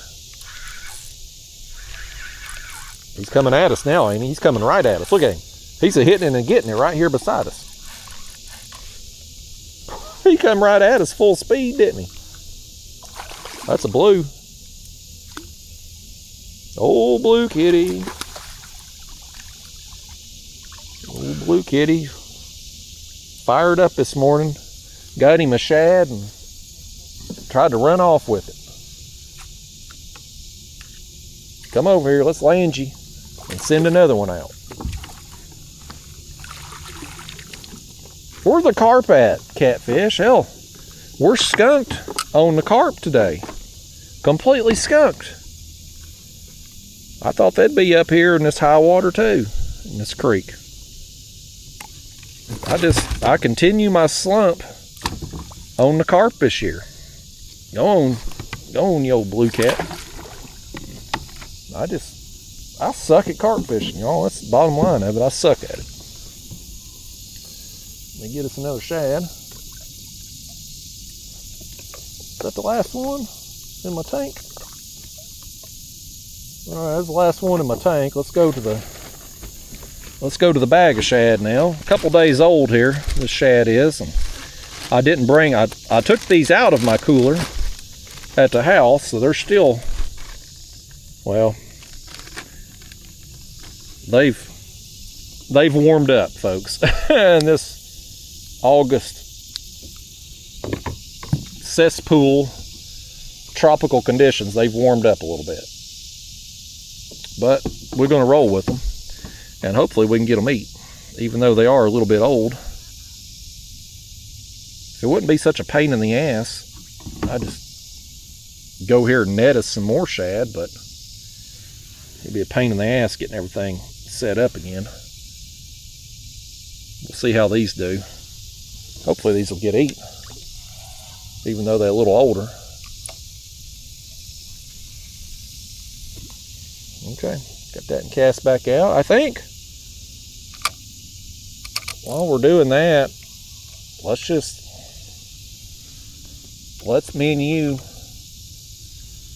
reel in our carp baits and freshen everything up on that, because it's been a little while and we ain't catching nothing on it. So let's just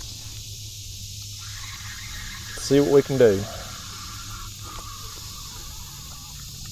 Yeah, all our pack bait's gone off this, our worms gone off of it. It's time on this one for sure. I may cast this one down just a little bit further away from us too. Maybe get a little space between this line and the shad rod over there in case we do hook a big catfish that we just can't control, you know. Could very well happen. Or a big striper that we can't control.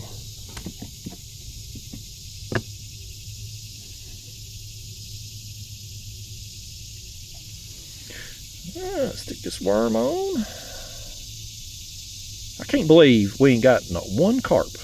Not one. I just can't believe it.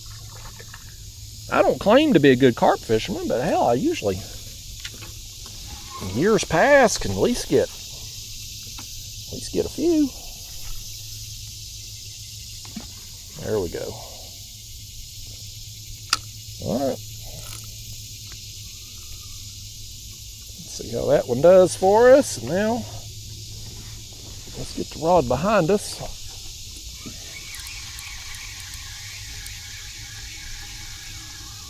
Yeah, it's cleaned out too of both the pack bait and the worm.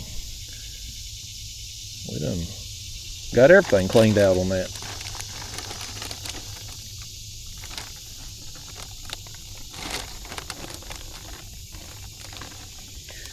You know what we need to do sometime, might be an interesting experiment,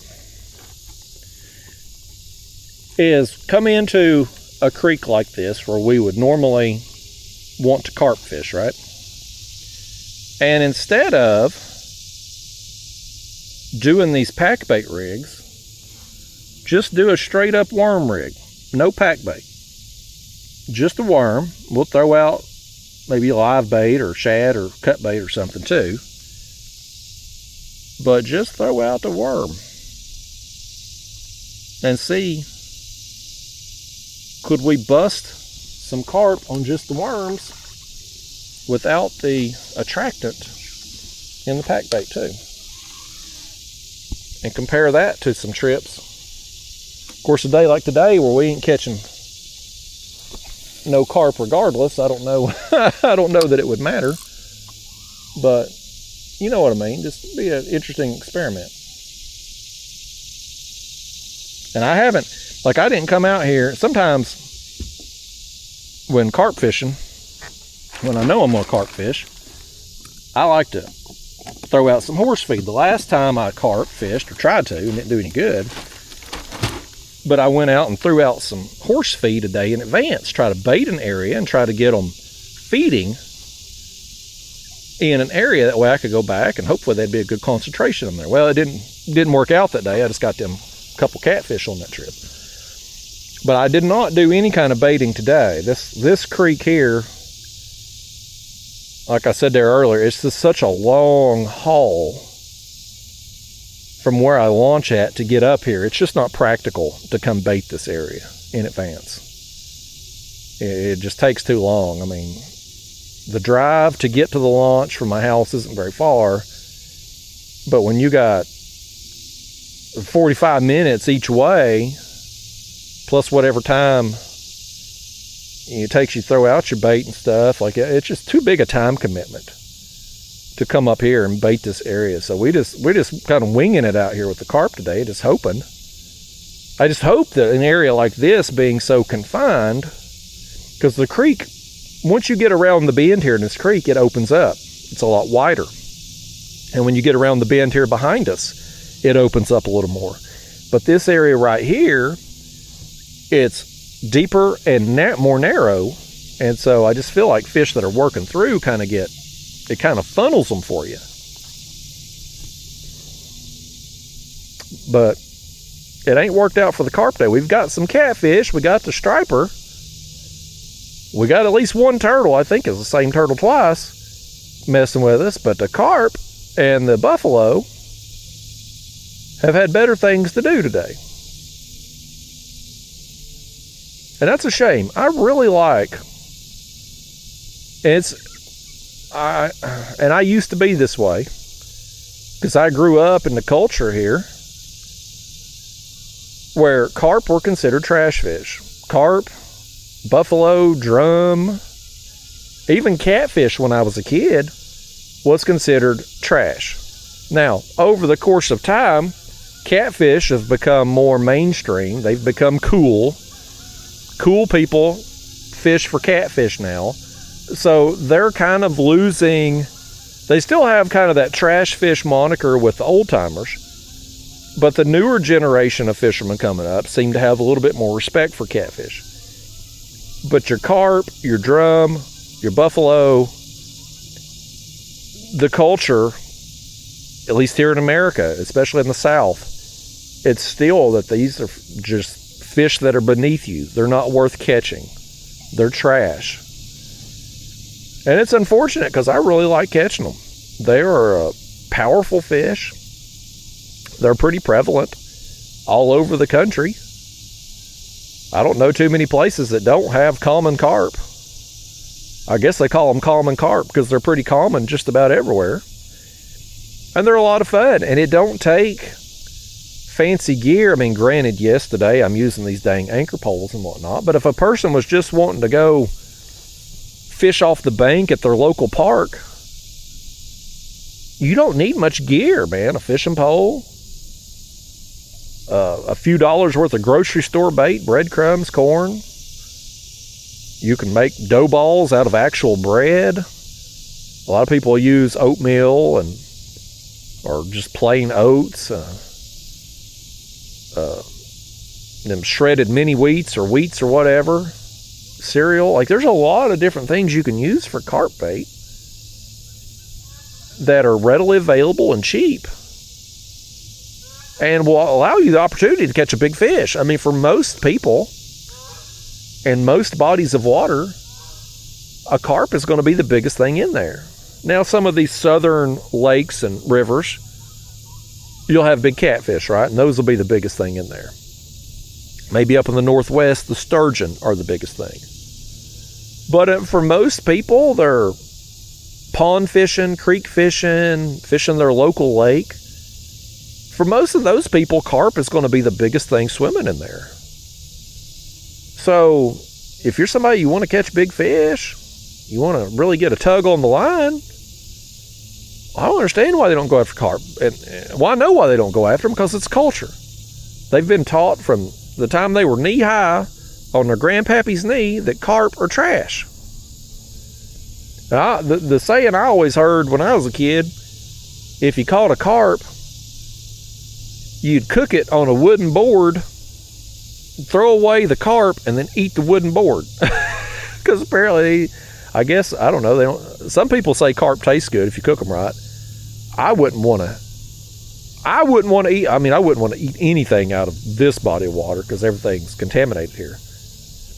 I especially wouldn't be wanting to eat anything like a carp that's been eating a lot of the stuff along the bottom. You know what I mean? Like, that would be, what is that noise? Is that a lawnmower somewhere? Or is that an airboat? That's all we need is a damn airboat to work back up in this creek. It sounded loud, whatever it is. There's a field, a pasture around the bend over here, so they could be mowing or something. I hope that's all it is. But, a carp, they fight incredibly hard. They get big. If you can get past the cultural aspect of it, you can really enjoy them. But they can be a challenge to catch. If they're in an area and you get them feeding on something, you can oftentimes really whack them.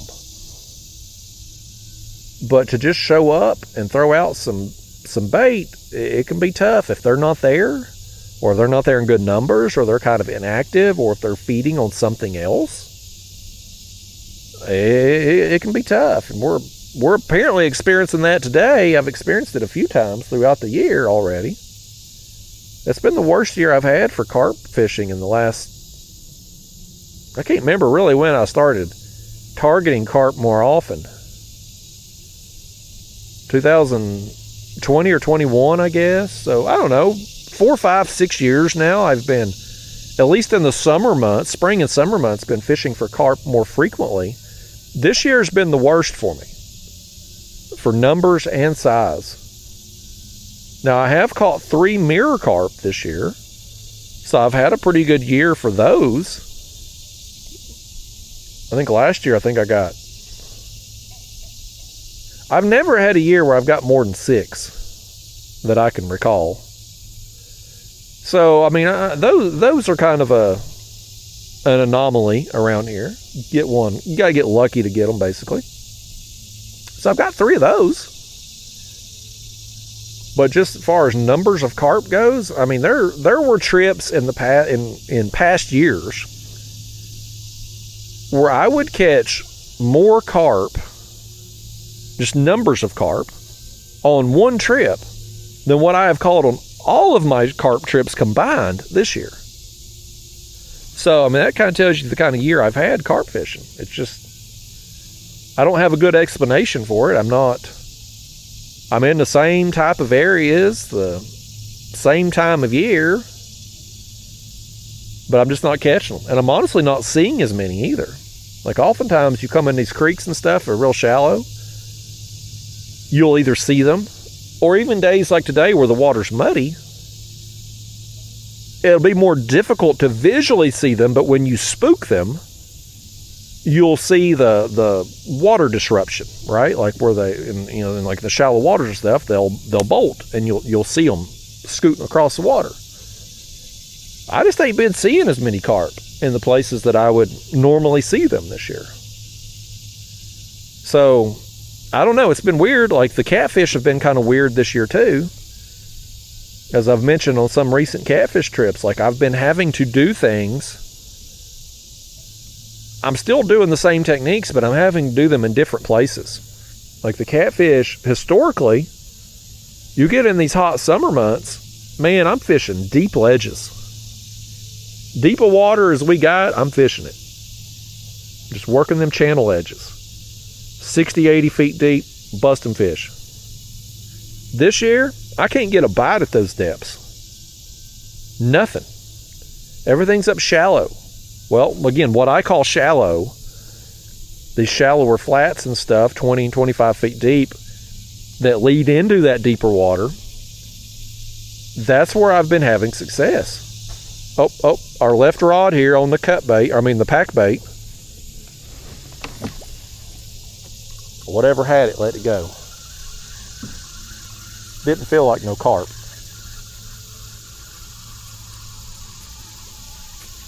Let's see what we got going on here. We got our worm at the very least. We'll put a little bit more pack bait on there and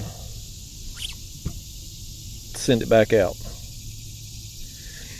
But yeah, like, this year has been different for me for the catfish. I've had to adapt, and instead of doing what I feel like I should be doing, I'm just having to do what's working.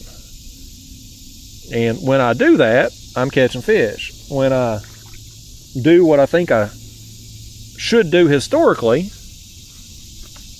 not so much. It's been an internal conflict with myself, having to make myself do what's working instead of what I think should be working. I'm stubborn like that. But maybe it's like that with the carp too. And maybe we're just having some kind of anomaly type year where the carp just aren't at the places this year in as good a numbers as what they would typically be on most years. Now, why is that? I don't know. But that could be the case with the carp the same way it is with the catfish, potentially. The difference being, with the catfish, I'm doing it so frequently that I can kind of pattern it, I guess, or keep trying crap until I figure out something that works. With the carp fishing,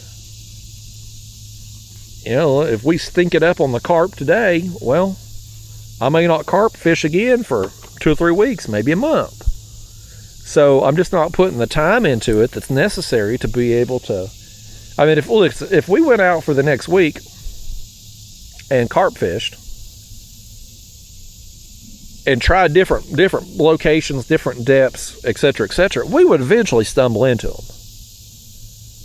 But without putting that time and effort into it, just kind of showing up once a month or so and winging it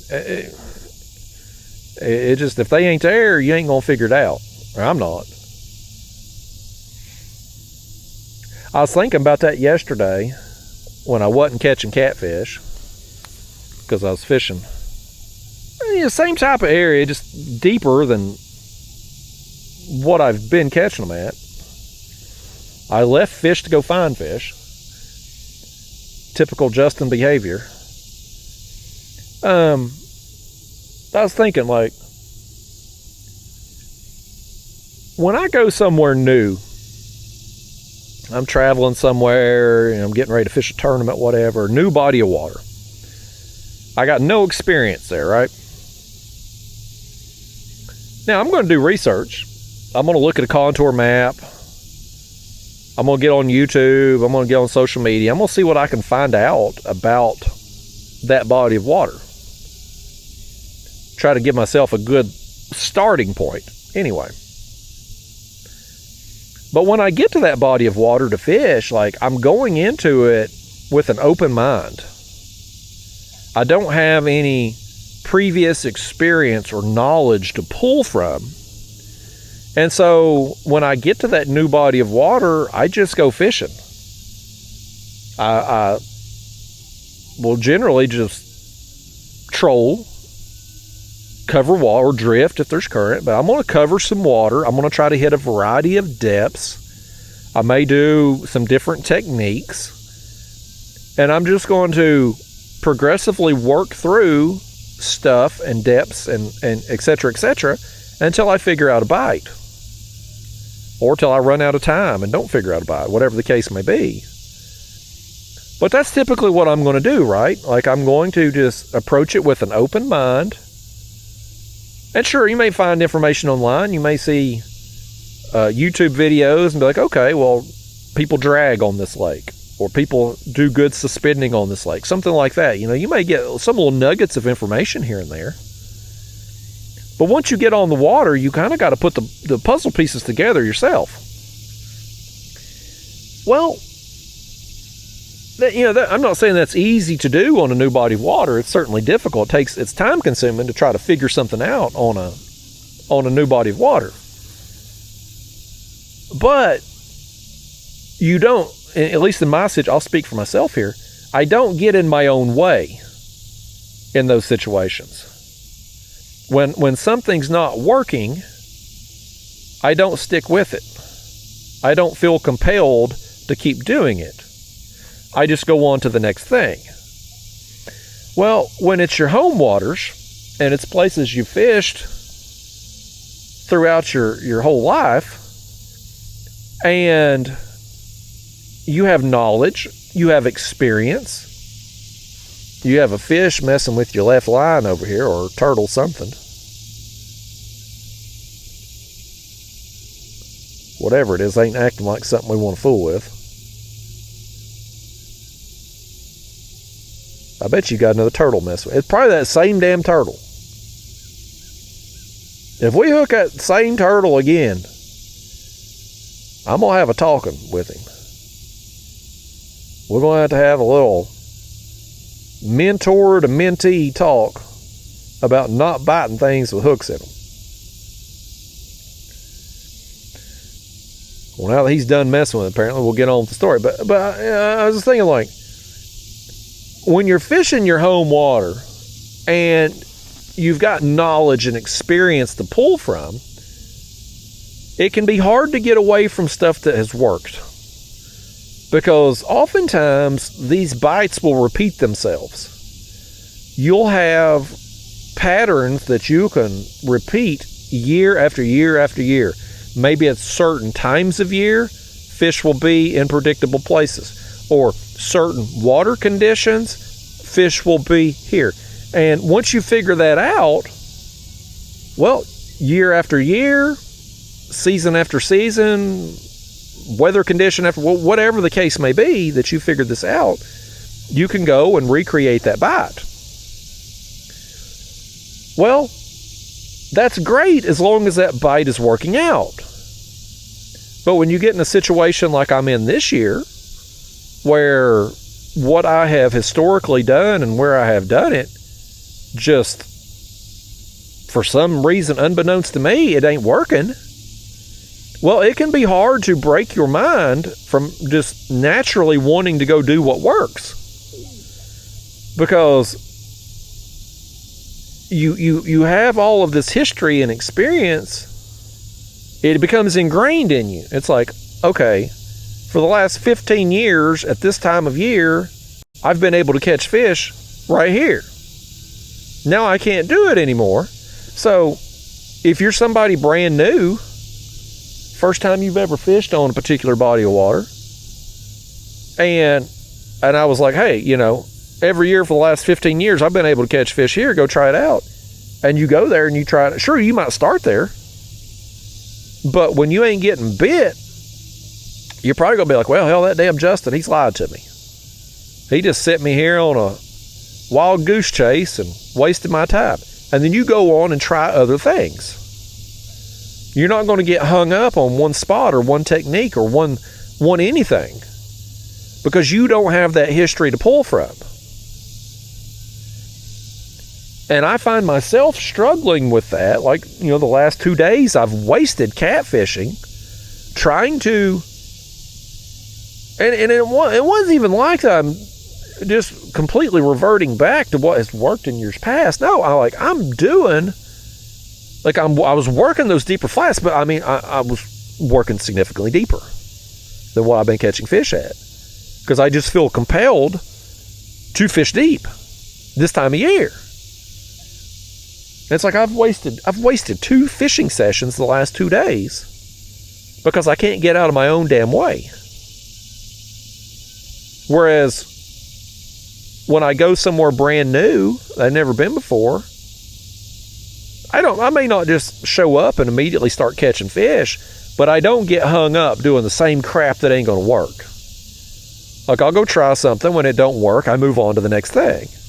That don't work, okay, on to the next thing. And you keep doing that until you figure out what works. But when you're home water and you've got all this knowledge and experience from times past, it's hard to break. It's hard for me to break anyway. I get too set in my ways and too rigid. And that's bit me. It's bit me in not in a good way, not like a fish bite, but it's like, it's bit me in the butt this year some. I've wasted some trips that I just couldn't get away from what wasn't working. So it's one of the things I got to be better at. And again, I have no idea. I don't know why things have been different this year. At one point, I thought there was a thermocline. And I was like, okay, well, that makes sense. That's logical. Fish will be above that thermocline. But now, we've had a little bit more flow lately. We're not getting a lot of flow from the dams. But, we've had enough of these kind of pop-up storms and stuff in the afternoons and evenings that we've got enough rain. They're moving a little bit more water. They were running water out here this morning. Not a lot, but there was some flow. And usually in the summer, even though we have reduced flow about every year, we usually have enough water movement that we're not getting a thermocline. So I don't know. There's also the El Nino thing. I don't really understand the whole weather phenomenon deal, but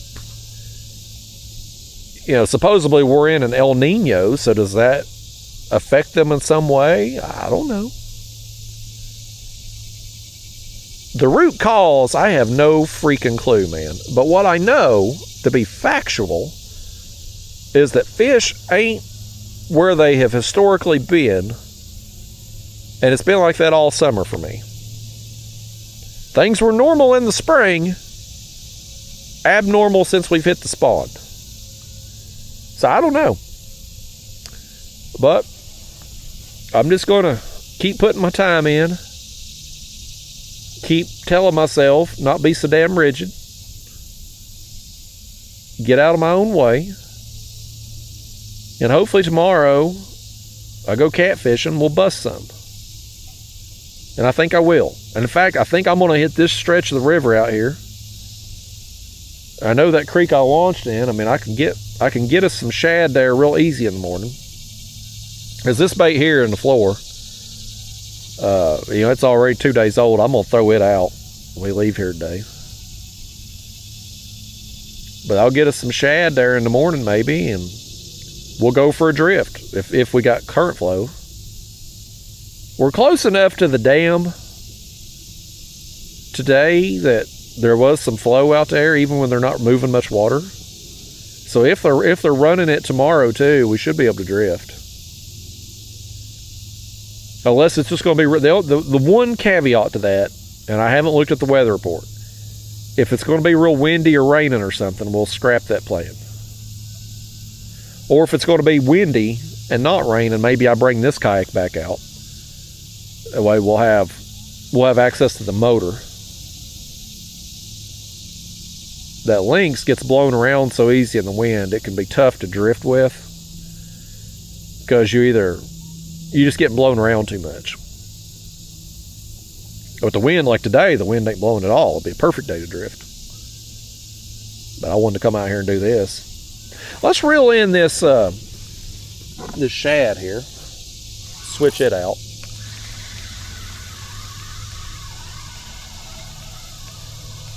Put us on a different piece maybe. This was that shad from our bag, not the shad that was caught first thing this morning. I should have, you know what I should have done? I threw a bunch of I kept 10 or 12 in the bait tank. Everything else that was left in the floor of the kayak, I threw out on the way up here this morning. I should have kept those. I just didn't think we would catch as many cats as we have. I thought we'd catch some. I mean, we usually catch some cats while I'm carp fishing. You know, I mean, hell, even when you're not throwing cut bait out, you'll catch them on the worms and the pack bait and stuff. But today's kind of taken me by surprise from that aspect, as far as the number of catfish that we've caught on the shad. But that shad in the bag, a couple days old, and I've told you all numerous times, when I'm using shad, I like it fresh. Fresh as I can get it. Preferably use it the day you catch it, but if not, a day or two max. It don't keep well. It gets kind of mushy. And of course this, the ice in my cooler was just about gone. And I pulled that bag out, so it's been however long, well, 2 hours we've been out here now. It's been baking in the heat. And granted, we got a little reprieve from the sun. We got all these trees here, and the sun's coming over there. So we're in the shade. It's tolerable out here. It's humid. It's a sweat box out here, but it's tolerable. Once that sun gets up and over us, me and you gonna head back down the river toward the car. Oh, something happened behind us here. Something happened behind us. There was a splash over here. I thought something had our bait.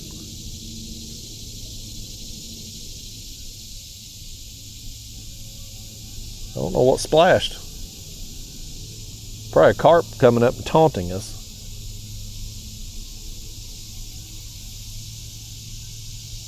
Huh. We'll give a little while longer before we switch out our carp baits again.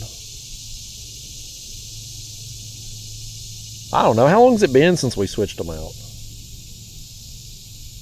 I've lost track of time sitting here flapping my gums. It happens, folks. I go on these stories and rants and stuff, and next thing you know, time's gotten away from me. Let's reel them in. Let's just go ahead and check them and spruce everything up if need be. Yeah, it's still had a little. Our worm's gone. I don't know what's getting our worms. Turtles, maybe? Something's getting them. Dang old worm thief. You know, to call the law. Report a crime we done been stole from out here. They're stealing our worms. The nice thing about these carp rigs, though, if your worm does get stolen, you've still got your corn there on the hair rig to get you a bite, potentially. If you're just using a plain hook and your worm gets taken, well, then you got nothing. You just got a bare hook down there. So it's nice from that aspect, having that extra opportunity to get a fish after your bait gets stolen. But it'd be nice when they're stealing our worms off the hook if they could go ahead and get that hook in their mouth and let us pull one in. Yeah, we done real good there about the first hour and a half, but now we've been sitting here a little while and not catching it. I'm gonna throw this one right over here, up there where that splash was a couple minutes ago. Okay, put it back in the rod holder. This in here, I think what the heck? We got a limb, but then our line's over here in the grass. Oh my gosh, if we got a turtle, has a turtle swam us into that damn grass? Right into my drag. I think a turtle has took our bait and rig into the damn grass, and I can't get that out. There's no way I'm gonna be able to pull him. Okay, there it comes.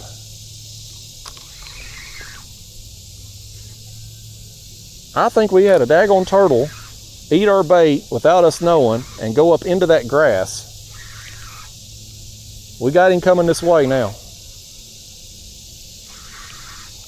If it's that same turtle with the moss all over his shell, so help me. Is it that same one? I think it is. I think it's the same daggone turtle. Here, get this stuff out of the way. We're gonna have a come to Jesus talk with this dang turtle right here. He just will not learn his lesson. He got off the first couple times, got himself free. This time you done gone and got it in the mouth there, turtle. I think you're the same one. That's a dirty shell, about the same size. You've done gone and done it, turtle. This could have all been avoided. Easily been avoided if you just don't bite that thing with a hook in it. All right, let's see what we got. Where are you hooked at exactly? Okay. I see the hook right there. There. Danged old turtle. Let's take a look at you. Let's set this over the way. Come here. We're going to hold you up, turtle. Look at this thing. You got anything you want to say to these people? Well, his claw's digging in my hand right there. He's something. Hi. Can we just not get you to bite another hook? Take a day off from biting a hook. Not everybody's going to be as gentle with turtles as I am. Not everybody likes turtles. I do. Some people intentionally run over turtles on the road. I stop and help them. Go on. There he goes. Old turtle. Teenage Mutant Ninja Turtle right there. I'm still fighting off the urge. We're gonna, y'all, my regular viewers, you hate hearing this. I know you do. But I'm about to go on it again. Let me get this baited up and we're gonna talk about daggone Ninja Turtles. Just what you wanted to talk about on a fishing trip, I know. But that's what the conversation's about to take a turn. So, y'all know I've been having a midlife crisis for the last couple years. I don't know what the hell's wrong with me. I just feel compelled to buy action figures. And for the most part, I've kept it under control. I got into the G.I. Joe Classifieds initially, had some quality issues with figures, thankfully. which got me out of it. But since then, it's been wrestling figures and He-Man. And the one thing I haven't got into from my youth, surprisingly, and I don't know how, because Ninja Turtles was a big part of my childhood. Like, that was one of my favorite toys as a kid. But as an adult, going through whatever the hell midlife crisis I'm going through that I just can't shake the last couple of years, for whatever reason, I have not gotten into the Ninja Turtles. Oh, I cast that. Well, that was a little more to the right than I wanted it to go, but that's all right. We can't do any worse out there than what we've done having it to the left. We'll try it and see. But as a kid, I had all the Ninja Turtles. I loved them. As an adult, though, I just don't have any interest, thankfully. But they've recently come out with a Ninja Turtle G.I. Joe like mashup crossover type deal, where you've got Ninja Turtle figures in G.I. Joe type form. So like Master Shredder, who was the bad guy on Ninja Turtles, for those of you who may not know, they've got him as like Cobra Commander, who was the bad guy in G.I. Joe. And they've done that with a few different figures. They've come out with this helicopter. They've come out with All Striker Dune Buggy type thing. I've fought the urge. I just don't have a place for these. But that's the first Ninja Turtles since my midlife crisis started, where I was like, boy, I really got to consider these. But thankfully, I've fought it off to this point. If them things get clearance, though, if they were to get drastically reduced in price to the point that I felt like I was getting a good deal, because I'm a sucker for it. There's a few things in life that I'm a sucker for, okay? A good deal, nostalgia, anything nostalgic, take me back to my childhood. I'm a sucker for that. And redheaded women, or them Cuban women with the big asses. there's just certain things in life that you just fall for every time. And so if we have those G.I. Joe Ninja Turtle mashup figures who are already tugging on the nostalgia string, if they were to go on sale to the point that they were also a good deal, and God forbid there's a hot-ass redheaded girl in the toy department saying, oh, Justin, maybe you should buy this, I'm sold. I'm sold if that happens. Any one of those three things, I could probably talk myself out of it. But when you get 2 or 3 of those things happening, I'm going to end up buying them. So I'm trying to fight off the urge. But they're pretty cool. I don't have a place for them. I got too many daggone wrestling figures. The WWE Superstars, I can't remember if I've talked about this on video or not, but regular fishing buddies of mine on these channel here, like that's my primary collection at this point, right? Them WWE Superstars figures, they're the Walmart exclusive. They're basically like a He-Man body style action figure in wrestling form. They're awesome. Well, Mattel has put them on hold. Now, what does that mean? I don't know. Maybe they're going to bring the line back someday. Maybe not. But either way, it's been put on pause. They're not making anymore. So I still got to find Series 17 and Series 19 when they hit the stores eventually. But after that, it's over, at least for a while. So it's bittersweet. On one hand, I really like those figures, and I enjoy collecting them. There's something about them. I don't know why, but I really like them. But it's been a very frustrating thing to collect because Walmart's distribution's so bad. So it's bittersweet. On one hand, I'm sad to see them go, but then I'm happy that I don't have to go to Walmart anymore. So there's that. Now, the other figures I'm collecting, the LJNs wrestling figures, they just come out with those this past year. And I'm through wave 3 on those right now, waiting on wave 4 to come out.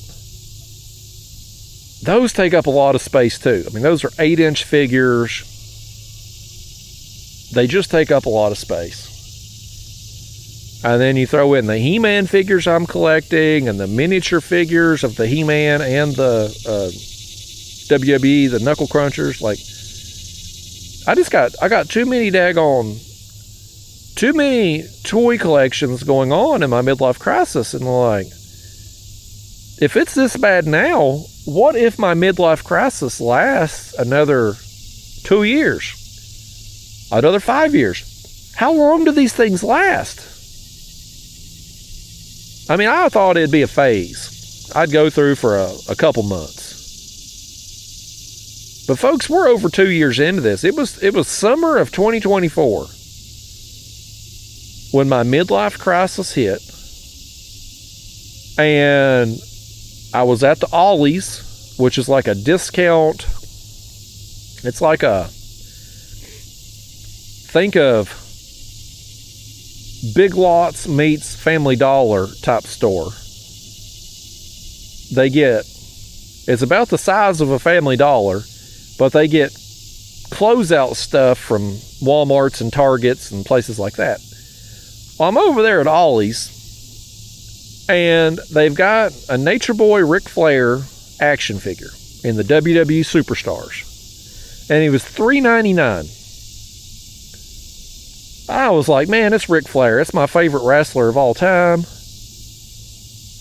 That He-Man style figure, man, it looks cool. It's only $3.99. Let me get that thing.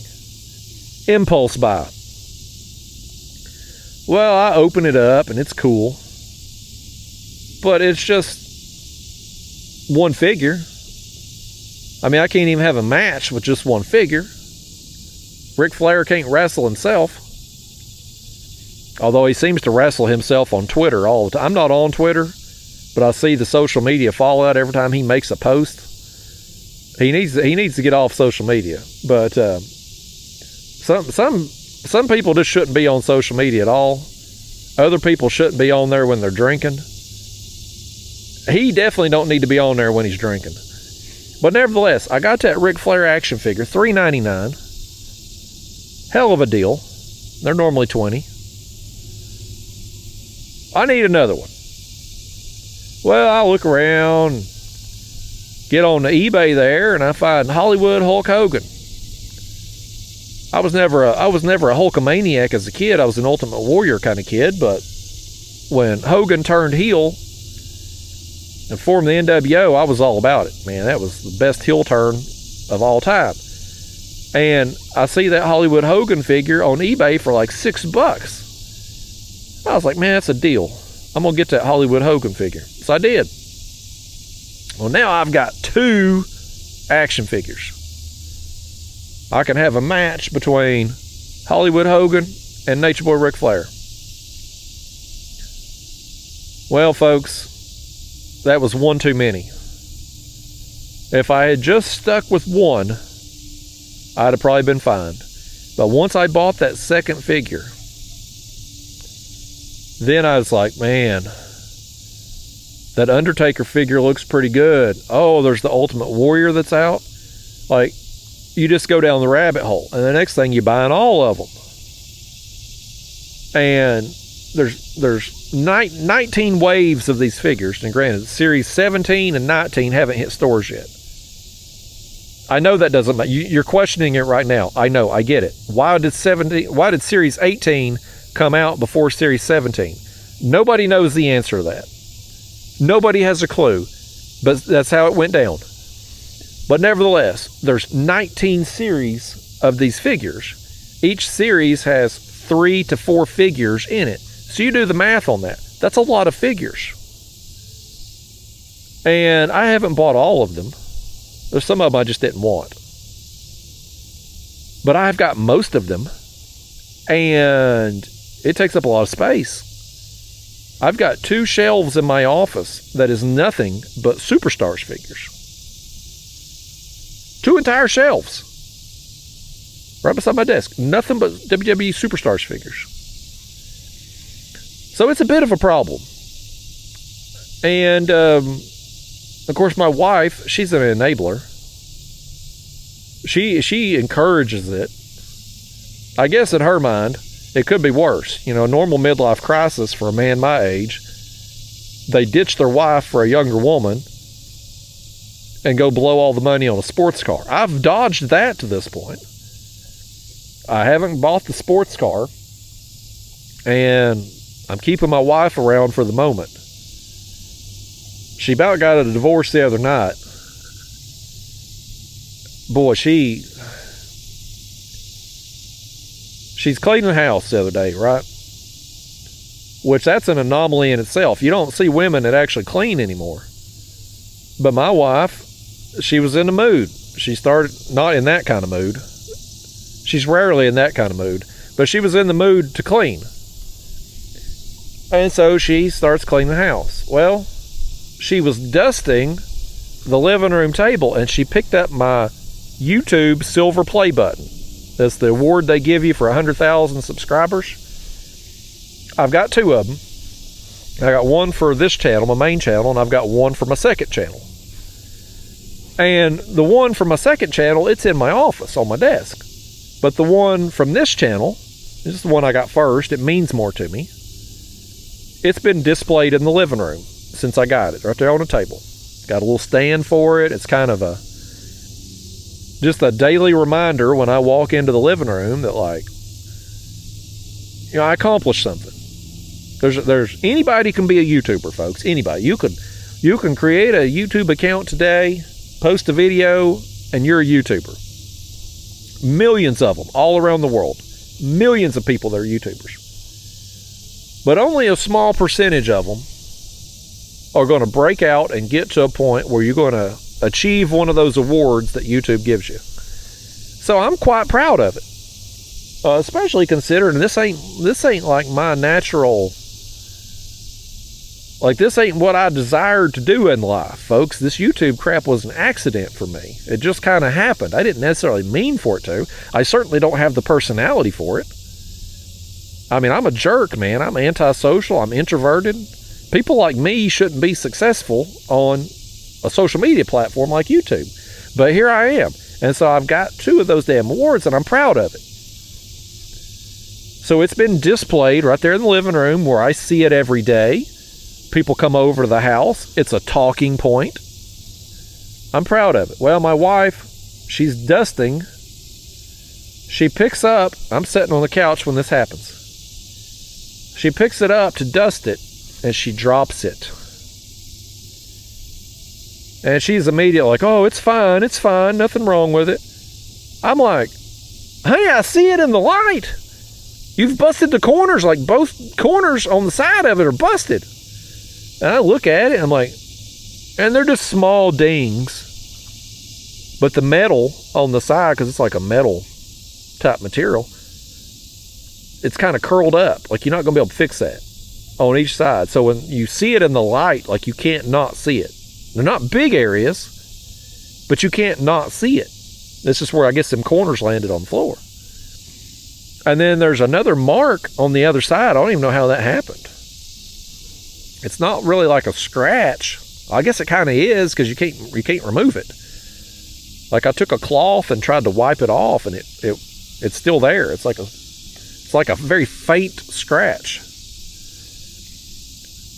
And so she's been in the doghouse. In other words, like, that was like, of all the things to drop, that. And it's literally the only thing I have in the living room. It's it. You know, my wife, she's taken over the whole house. The bedroom, it's all her crap. The living room, the dining room, the kitchen. Like, I have one it's a spare bedroom that I've turned into my office. I have my workout mat in there. I've got my shelves for my action figures, and I got my desk for the YouTube crap, right? It's a 10 by 10 room. That's what I'm reduced to in my own house. It's a 10 by 10 room. I basically got my own prison cell in there. She's taken over the entire house. The only other thing I had setting out from that office was that YouTube award on the living room table. And I'll be damned if she didn't tear it up. So I moved it. I moved it into my office. Get out of her way. I was like, damn, woman. And like, that's almost grounds for divorce. It's a good thing I love you. It's a good thing I ain't found that Cuban, non-English speaking woman with a big ass to replace you yet. I met a bunch of them down there in Florida last year that I just knew was going to be my next wife. But I ain't locked one down yet, so I guess I'll keep the wife I got for a little while. Maybe don't tell her I said that, but you know what I mean. Apparently them Cuban women down there in Florida, apparently they like white men. That's what I've been told. I guess they view us as a source of wealth from the world they come from.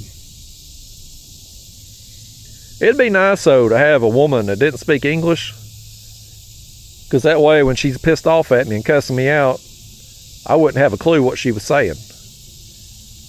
If she's sitting over there on the couch nagging me for not helping with the chores or not cleaning up after myself, whatever, it would just sound hot because she's cussing me out in her native tongue. And whether she's cussing me out or talking about the weather or talking dirty to me, I wouldn't know the difference. It all sounds the same to me. So I definitely think my next wife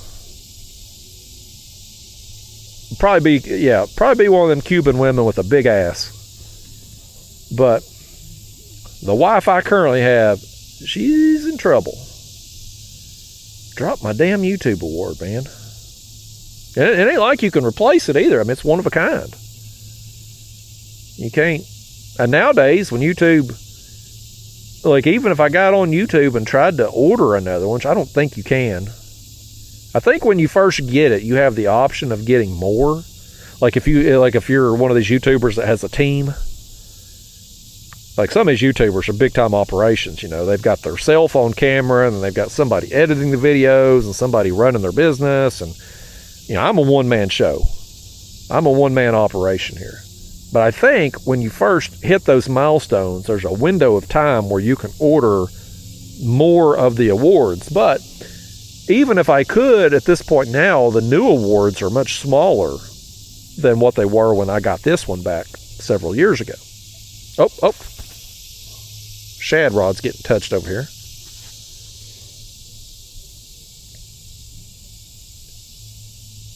We've been going through a lull here, folks. We were getting a bunch of action, and now it's been petered out for probably an hour, other than that turtle that we could have done without catching. He's one over there interested in that bait, though. He's hit it 2 or 3 times. Hopefully it's a fish and not a turtle, though. I said turtle. I may have conjured just another one up.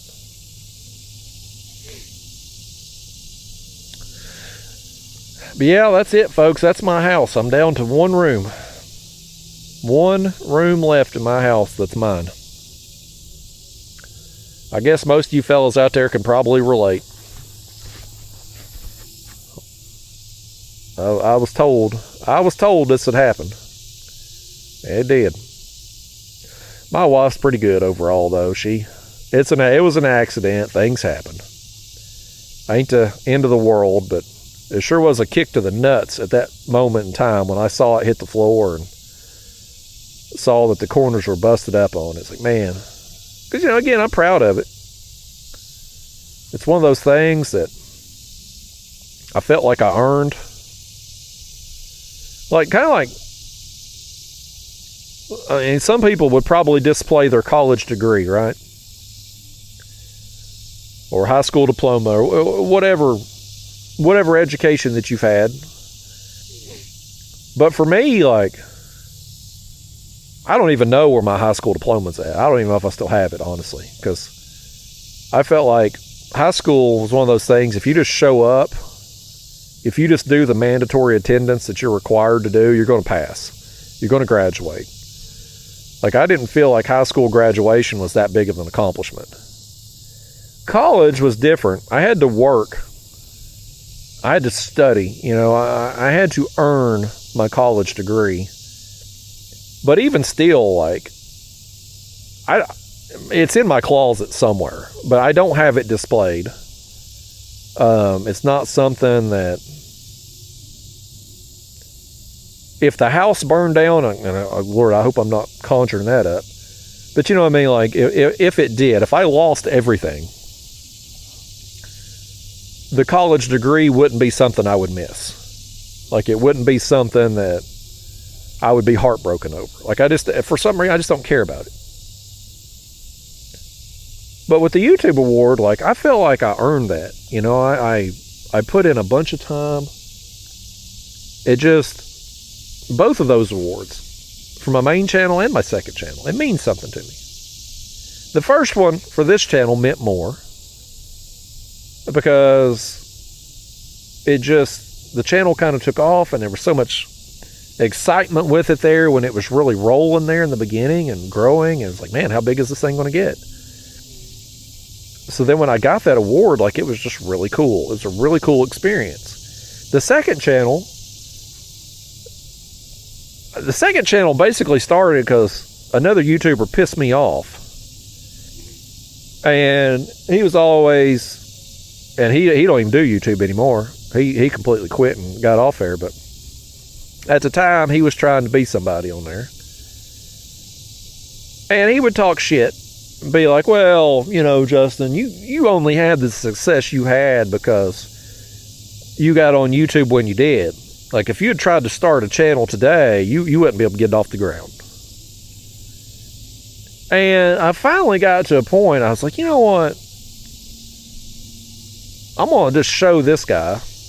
And I kind of wanted to prove to myself, too, that I wasn't a fluke. That I could do it again. So I think it was 2022, maybe? 2022 or 2023. I can't remember what year it was. One of those two. I started that second channel. And my goal was, this YouTuber that pissed me off, he had 2 channels at the time. Neither one of them had ever amounted to anything. I don't even know why he had 2 channels. It didn't make sense. He was posting the same type of videos on each channel. I'm like, why not focus your efforts on one channel? Because he wasn't doing any good on either one of them. So why not just... It didn't make any sense. He didn't know what the hell he was doing. He definitely didn't need to be lecturing me on what to do when he couldn't accomplish anything himself.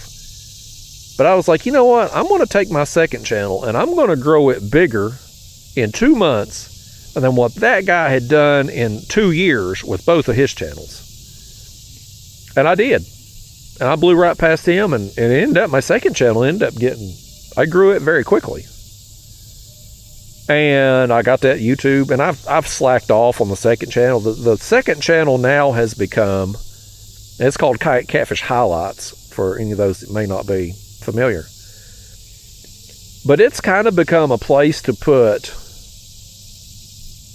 videos like today. Here, we're doing an uncut video, right? This thing will be 3-4 hours long, however long we fish out here. The trips where I have really good trips, catch a big fish or whatever, I will edit those videos down to a normal edited form and post those on my second channel. So, like the trips I've done this year that have been good, I've edited those down to post on that channel for next year. So they're a year behind at this point. This fish is about to be behind the 8 ball if he don't. He's going to pull on it too hard. He's going to get that hook in a second. Oh, now our left rod over here is getting messed with. This one here is pulling a little bit. I felt him pop free. I was ready to reel in fish. I done. Oh, he's took part of the bait. Let's switch it out. Dang. We finally had. That may have been turtle. I think when I went to set the hook, I think he probably, you can see his little mouth imprint right there. I think that's a turtle.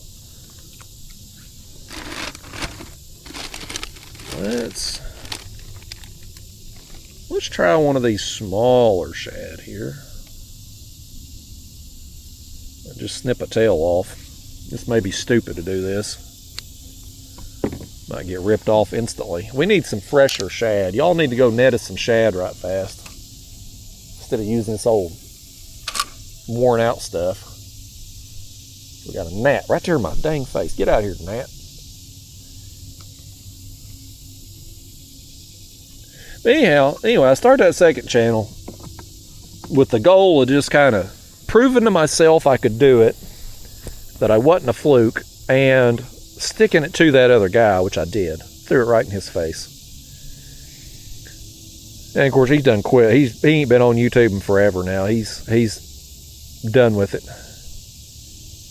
But the second channel now, I don't really put any work into it. It just kind of become a place to put old content or shrunken down content or whatever, you know. So I ain't really putting no work into it, but what that taught me was that what I'm doing is repeatable. Like, I'm not a flash in the pan, I'm not a fluke. I can take a channel from 0 to 100,000 subscribers. I have the ability to do that. Now, what I don't have the ability to do is to go from 100,000 subscribers to 500,000 or 1 million. I can't seem to take that next step, that next leap. This main channel here, at this point in time, I think we're at 220 something thousand subscribers. My Facebook's like 250,000. Second channel, I think, is 104,000, 105,000. So, I mean, I can go from 0 subscribers, 0 views, and grow it very quickly up to 100,000 subscribers. But I can't take the next step. I'm not at that level. I can't. That's what I haven't been able to figure out how to do, is take the next, and maybe it just ain't possible for me. You know, I've said it for years. There's an audience for everyone. Every one of you out there right now watching or listening to this, if you decide you want to do social media, be a content creator, whether it's YouTube or Facebook or TikTok or whatever else platform will eventually come along in the future. If you choose to do that, you will have an audience. I don't care what it is that you do, what kind of personality you have, what you look like, it does not matter. You will have an audience. There will be people that will identify with you and like you and want to watch your content. Now, how big is that audience? How many people are going to be like that? That's the question none of us really know till we start. Somebody like a Mr. Beast, billions of people all over the world will watch Mr. Beast. Somebody like me, maybe there's a cap on it. Like that YouTuber that pissed me off, he had about, I think his channel, his biggest channel, I think, had a few hundred subscribers. Like, I don't even think he ever got monetized on there. I don't think he ever hit the threshold to be monetized. But that was as good as it got for him. But he had an audience. It just wasn't very big. And most people that want to do YouTube, like, you want to do it to earn a little scratch, right? And you got to have a lot of views. You got to get a lot of views to make any money. I mean, it ain't like you can go out and get 25 views in a video and make anything. Hell no, you're gonna lose money. So, how big is that audience for you? That you're just not going to know till you get after it. But what I have done and what I've learned over the last decade of doing YouTube, I know now it's repeatable. I know if I started another channel today, at least with fishing content anyway. Now, I'm not saying I could go into another genre and have success like I've had in fishing. That I don't know. Because it'd be a different world. Like I would have to learn what works in that particular genre, and that kind of thing takes time. But I know from my experience that inside the fishing genre, if I was to start another channel today and actually put in effort to it, put in some work to it, I could grow it very quickly. I would eventually hit a ceiling, but up until I hit that ceiling, I could grow it. It would be interesting. I wish in a way I was interested in something that had a bigger audience. You see, the fishing genre, yes, there's a lot of people on planet Earth who will watch fishing videos, who's interested in fishing.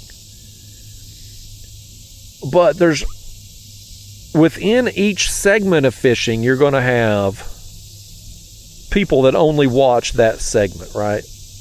Most of my videos are catfish videos. Those people are going to watch catfish videos. If I post an ultralight video, they're not going to watch it. I post a carp video, they're not going to click on it. People who are really into fly fishing, they're not going to click on my channel at all. People who are really into bass fishing, they're not going to click on my channel at all. So you have all of these little subsets within the overall genre itself.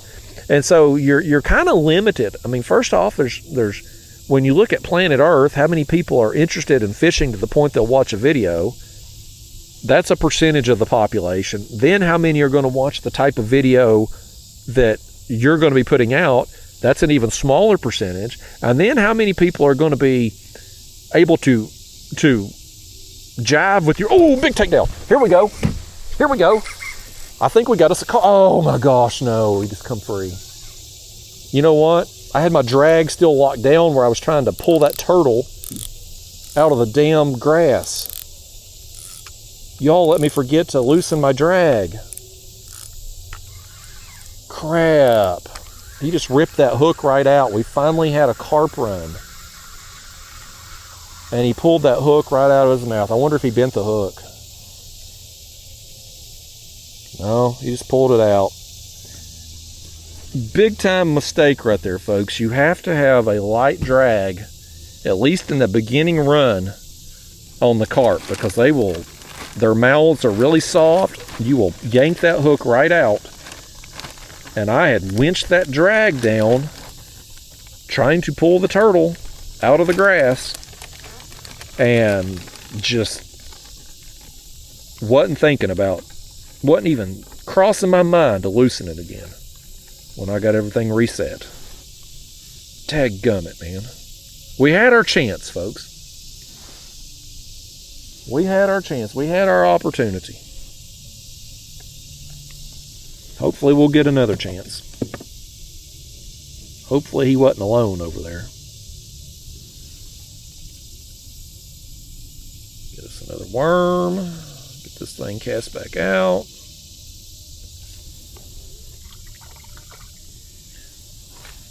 Okay.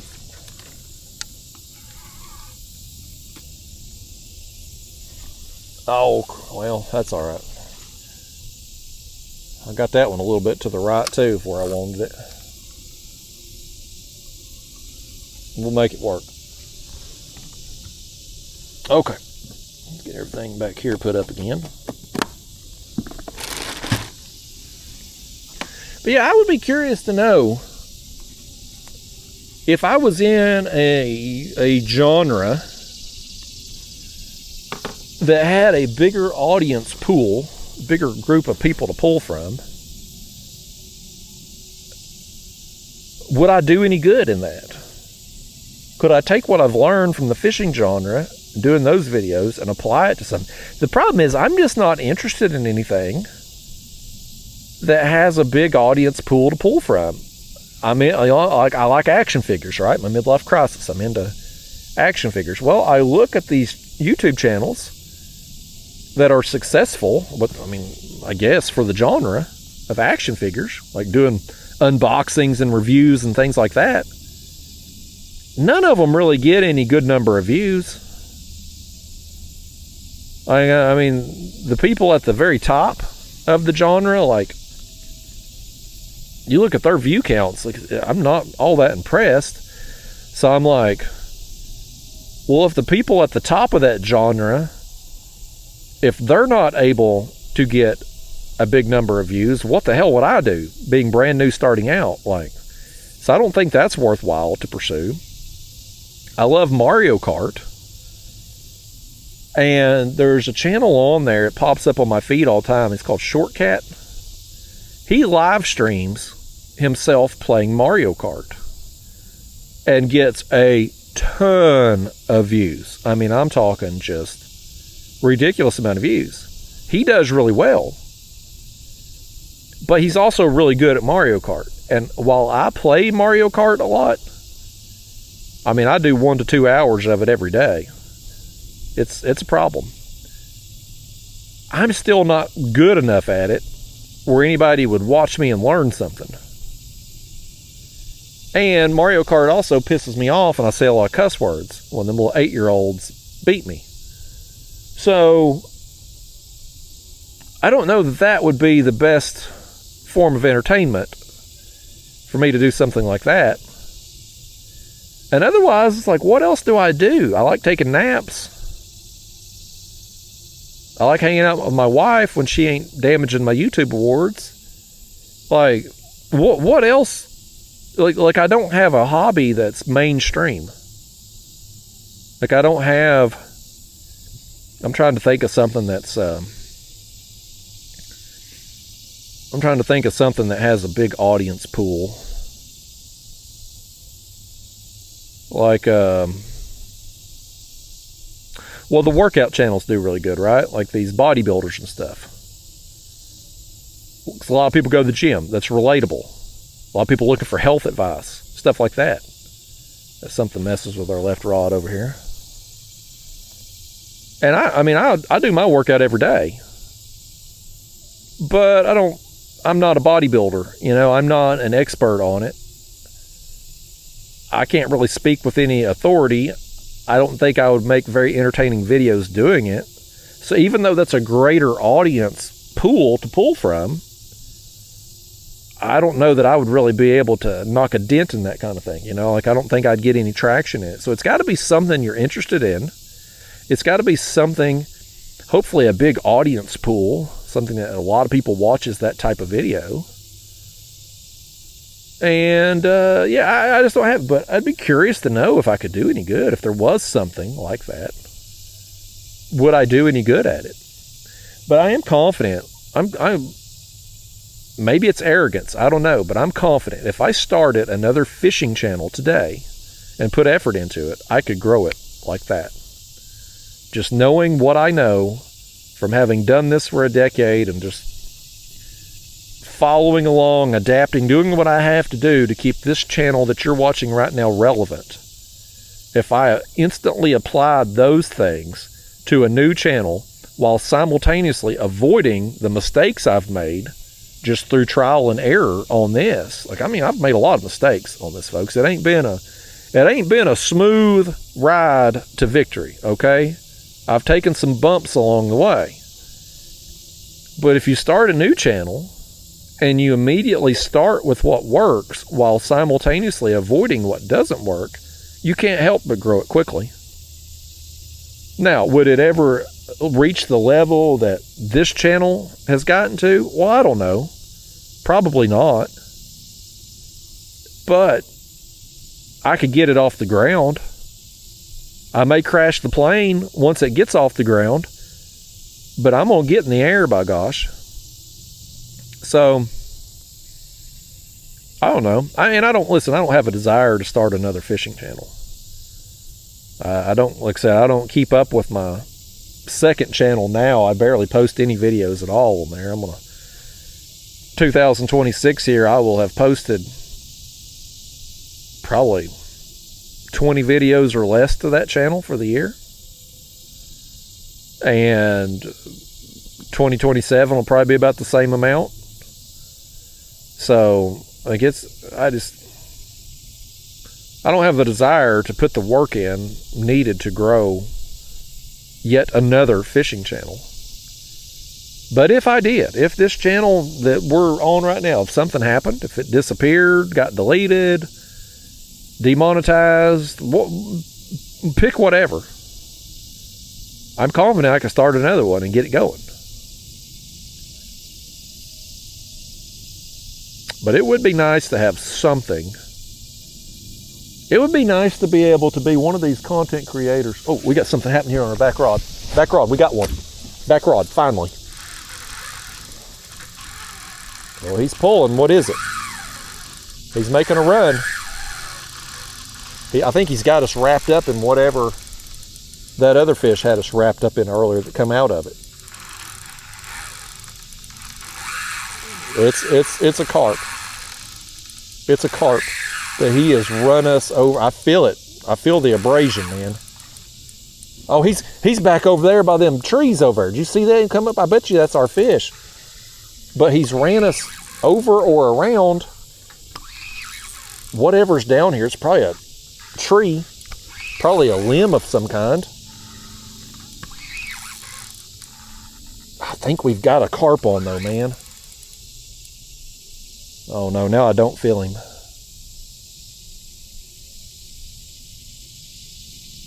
I don't feel him now. I wonder if he come off. I do feel the stump or snag or whatever the hell we're in. I don't feel the fish anymore. Boy, if I have to cut that off too, he's going to take a bunch of our line. He ran us around this. He probably got wrapped up in something over there on the shoreline, pulled free, and now we're in a damn mess. Here's what I'm gonna do. I'm gonna tighten my drag down. Don't let me forget to loosen that up when I'm done with this. Let me try to stand up and pull this thing. Probably gonna pull our anchor poles free. Oh. I come out of it. No? Yeah, I did. I come out of it. I thought I did. What the hell are we hung in? Let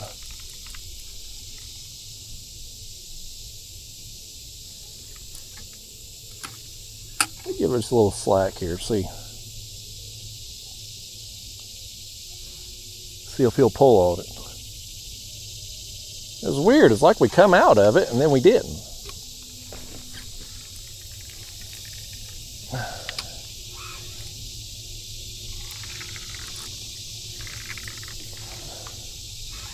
Whatever it is solid down there. It don't want to come up.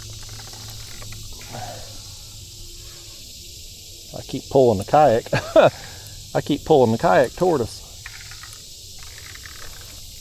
It's a 30-pound braid, but boy, you'd think it was a damn rope, wouldn't you? All right. Here's what I'm going to have to do. I'm going to have to find something to wrap around my line to break it. Or cut it. I'd rather not cut it. I'd rather try to pull it. I ain't really got enough. Damn, we finally got this damn thing eat. We're just snake bitten on the carp, buddy. Absolutely just snake bitten. We cannot get a carp if our life depended on it today.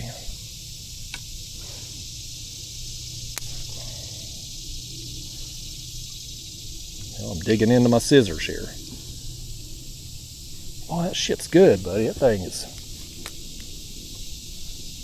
I keep pulling the kayak. I'm about to pull us off our anchor. Yeah, I'm just going to cut this crap. I need a stick. What the hell have I done now? How did I... Look at this. I've dug that braid into the rubber. on the handle. Now, how the hell did I do? Lord, leave it to me, folks, to cause a tangle myself. There. I just snipped it. That's frustrating. 2 fish, man. Two fish we know were carp. You know what I'm going to do now? Here's what I'm going to do now. I'm going to move this rod back up front and move this one on the shad back here behind us. We moved that one up there because we kept catching catfish, but now we ain't catching catfish no more. They've either moved on or ain't interested in our shad. I'm going to tie this on another carp rig. I got a couple here that I brought with me. I tie these up in the winter. That way, got them ready to go and only have to tie 1 knot. These feeders, like I said, these are cheapo Amazon feeders here. But when you get them from Amazon or wherever you buy them from, Carp, Sumo, whatever, you just got this line right down the middle of it, right? There's nothing to keep it next to your hook. So I take another piece of braid. I take 2 swivels and a piece of braid, and that way it can't run all the way up your line when you cast it or when it falls down through the water. It forces your hook to be close by to the chum pile on the feeder. So I tie those up in the winter. That way we don't have to do it while we're out here on the water actually fishing. Just less time consuming. And I ain't going through very many this year because, well, 1, we ain't carp fished as much, and 2, I haven't broke off or dulled hooks or anything from not catching fish. But that one there, buddy, he run us over on that shoreline, and I guess he got wrapped up in something over there along the shore and pulled himself free because I wasn't feeling him anymore, and just left us in the stump. Not that we'd have got him out of that stump anyway. I guess that's what that is. There's something down there on the bottom that's catching us.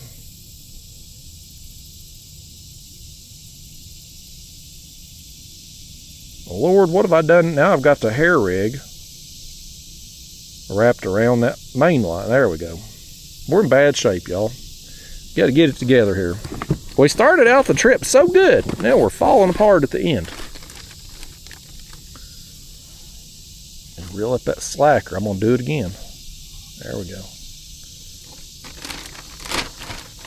Yeah, we're going to reel in our shad. Throw our carp rig back out in this direction since we apparently have some carp working through, because the last 2 bites have been at least what I think were carp. It certainly ran like it when they hit. And we'll throw our shad here behind us like we had it before. Catfish aren't usually going to make that kind of run like a carp will. As I just spill that dirt on the floor of the kayak, this is like Walmart checkout line all over again yesterday. There's some janitor in there cussing my name. Who the hell dropped this worm dirt all over the floor?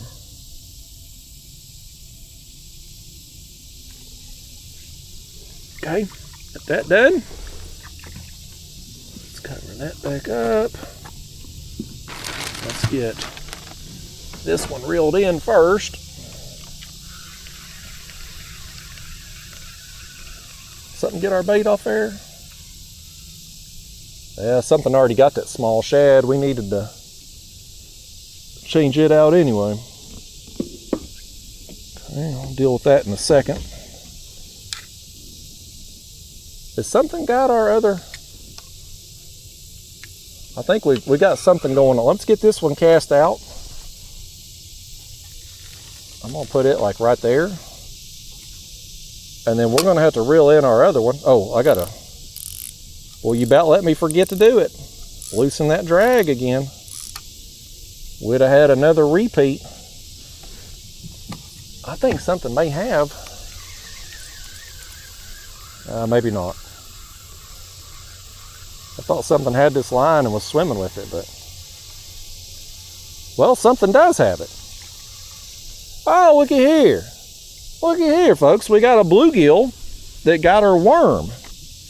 Well, what do you know? We got us a live bait now. We got us a live bait for our other rod. How about that? How about that, folks? I knew that line looked like it was swimming. That's a nice surprise. You know what? Since we got this,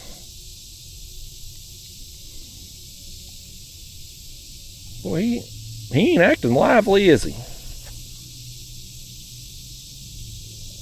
Listen, bluegill, if you're just going to sit there, you're going to get snipped, buddy. We're going to turn you into cut bait. You better get it together. Here, I'm going to throw you out there. I was going to throw the cut bait behind us, but since we've got a new live bait on right there. Oh, crap. I just about threw over our other line. Let me stand up. Hellfire, I done foul hooked him too. Boy, is he dead? That's so weird. Why ain't he?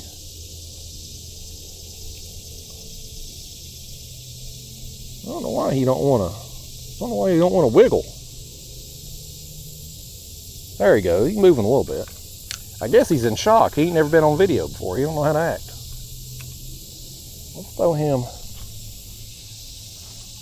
There we go. All right, live bluegill out, folks. Let's stick him up there. Now we'll take our other rig here and we'll throw it up. We'll gamble and throw this one behind us again.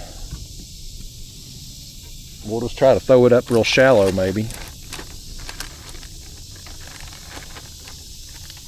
I hate to lose a rig like that, but can't be helped, man. You fishing in these creeks, all kinds of stuff down along the bottom, debris and whatnot. Fish runs you through it. Just it happens.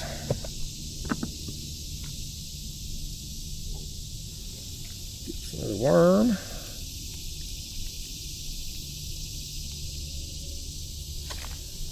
Okay.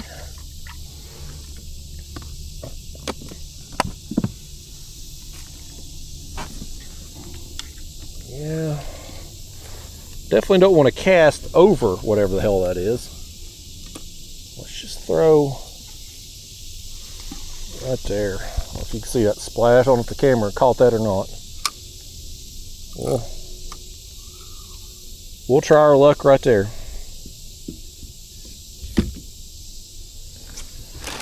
Okay. Curious to see if that bluegill will get us anything though. You better do it quick. I ain't gonna fish another 30 minutes to an hour probably. It's getting that sun's getting higher in the sky. We're gonna lose our shade at some point, and it's already hotter than damn it anyway. Yeah.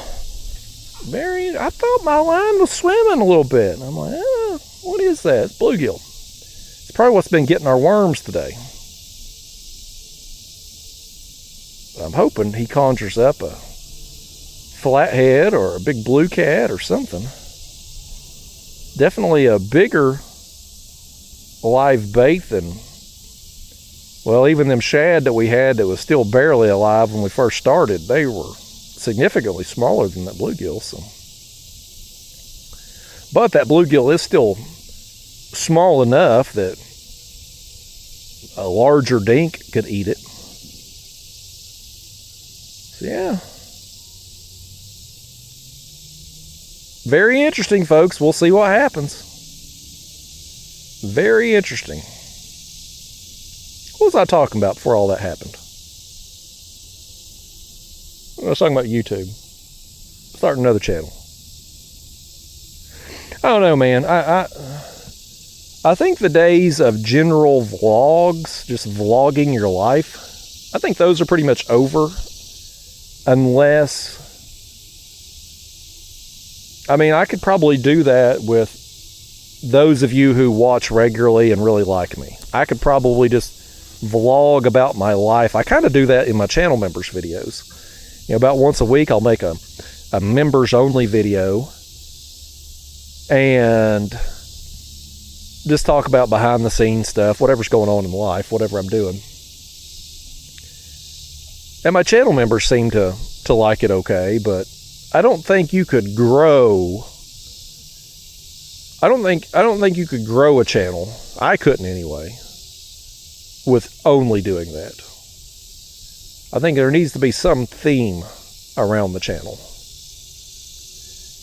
And I'm just kind of I'm kind of a boring person. I like going fishing. I like playing Mario. I like action figures. I like taking naps. Like, this is my life. It ain't all that interesting, folks. So, I don't really know what else I could do. But the fishing thing for sure.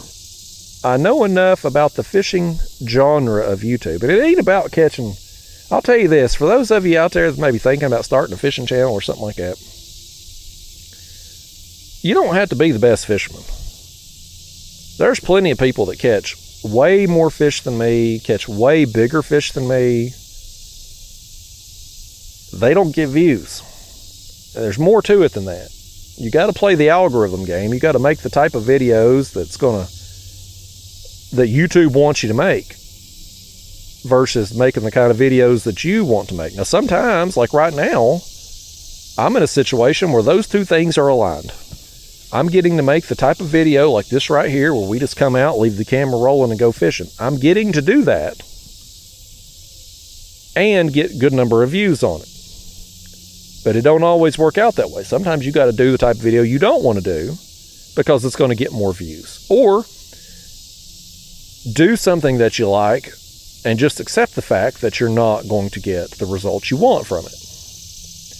But it has nothing to do with being better than somebody else or catching more fish, bigger fish, whatever. It helps. It helps if you can please the algorithm, have a personality that at least some people, some number of people can relate to, and be competent at whatever it is that you're filming in the video, well then that's going to help your cause. But you don't have to be the best at it. You don't have to be the most well-known. But it helps. It does help to be competent. And if you're not competent, the worst thing you can do is try to present yourself as being competent. Because people who are going to see right through your BS. And you're not going to have any credibility. So if you're not good at something or not knowledgeable on a topic, but maybe it's something you're interested in, but you're just not very good at it yet. Maybe you're new at it and you're going to film yourself. Or maybe it's like me and daggone Mario Kart. And I've played it for a long time now and still ain't no good at it. I'm getting better at it, but I ain't great at it. If you're just honest, just shoot straight with people and be like, look, I'm interested in this. I'm passionate about whatever it is that you're filming. But I have a lot to learn. And just be upfront with that. That will go farther for you than trying to fake it until you make it. You know, that's a thing we've all heard. And I guarantee you, every one of you out there that's still watching this video to this point, or listening, whatever, every single one of you out there right now has heard that saying, fake it until you make it. And you know, the basis of that has some merit, right? Like, if you want to be some corporate executive in an office, you don't wear pajama pants to the job interview. No, you're going to wear a suit and tie in there and try to look the part, right? Now, you may not have the experience or the skills necessary to get that corporate executive job, but you better at least look the part if you get the interview, right? So in that sense, that's kind of a fake it till you make it type deal. But when it comes to being a content creator, one of the things that's really important with people who have a big audience is there has to be some credibility. Well, there doesn't have to be credibility. Maybe you're just an entertainer, maybe you're real funny, or maybe you're controversial. People are just going to tune in to see what you're going to say or do. Yeah, there's people like that, certainly. But the people who are what I consider to be normal people, like myself, who have a little bit of a following, I think people come back. They might find you because they're searching for whatever it is you do. If somebody's interested in catfishing, well, maybe they stumble across my video. But what'll keep them coming back is if they relate to me in some way, they find me to be credible. Credibility is a big thing. And you're not going to get that credibility if you are fake. If you're trying to be something you're not. People are going to see through it. You might can pull it off for a little while. Maybe if you are doing shorts videos or even shorter edited videos, you might pull it off. At least for a little while. But when you're doing the kind of video I'm doing today, these unedited, uncut, just letting the camera roll type videos, buddy, you ain't gonna fake it. You ain't gonna fake it 100 plus videos a year, 3-4 hours at a time. Like, who you are is gonna come out. And so be yourself. Be yourself. Don't be something that you're not. Don't try to portray yourself as something you're not. If you're good at something, share what you know. Share your knowledge, certainly. Speak from a level of competence because you are competent in it. But if you don't know what the hell you're doing, you can still talk about it, but just talk about it from, be like, look, guys, I mean, I'm out here learning, I'm trying, we're experimenting, but no guarantees it's going to work type thing. That's going to get you far more credibility than trying to talk as if you're some kind of expert when you're clearly not an expert in whatever. And people who are, man, again, they're going to see right through you. The only people that you can fake it with are people who have no clue. And the people who have no clue probably aren't clicking on your videos. Some of them maybe, but the bulk of your audience is going to have... Anybody that watches my catfish videos, they're at least interested in catfishing enough that they were searching me out when they found me, right? They're going to have some knowledge.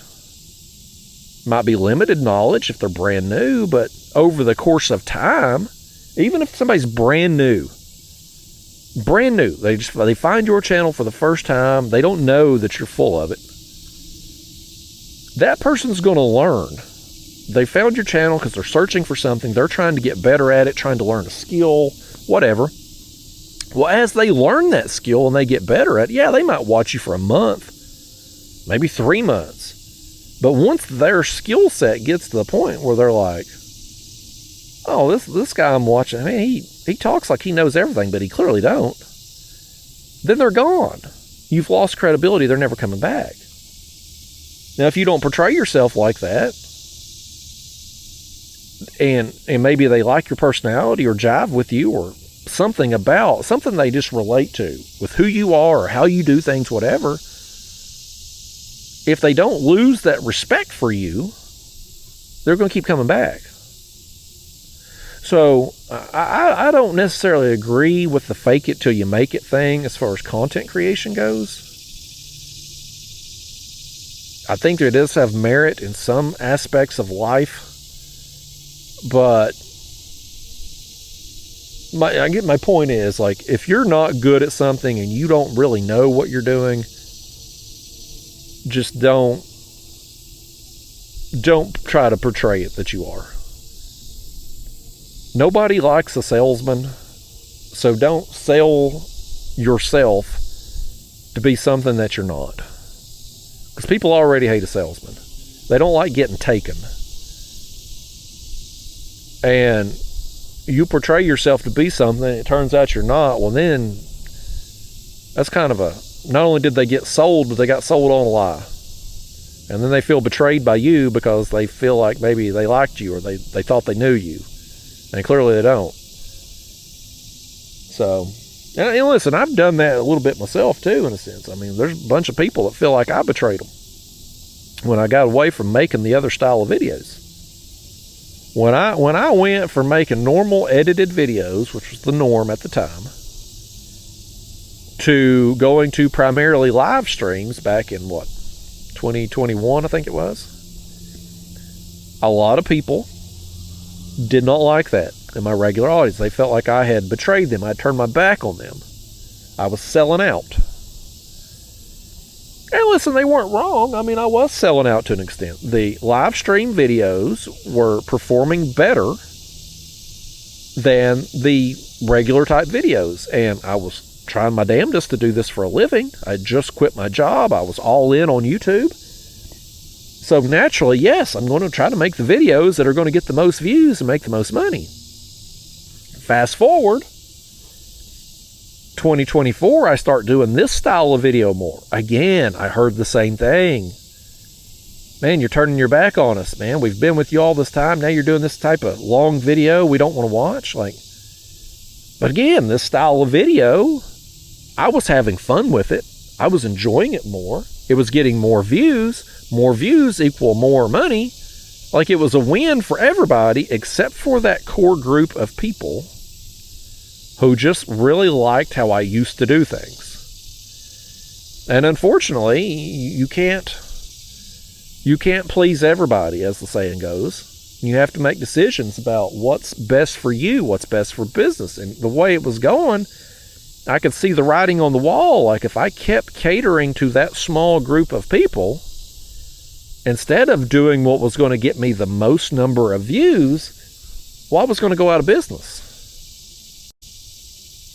And so, I mean, yeah, I guess I sold out.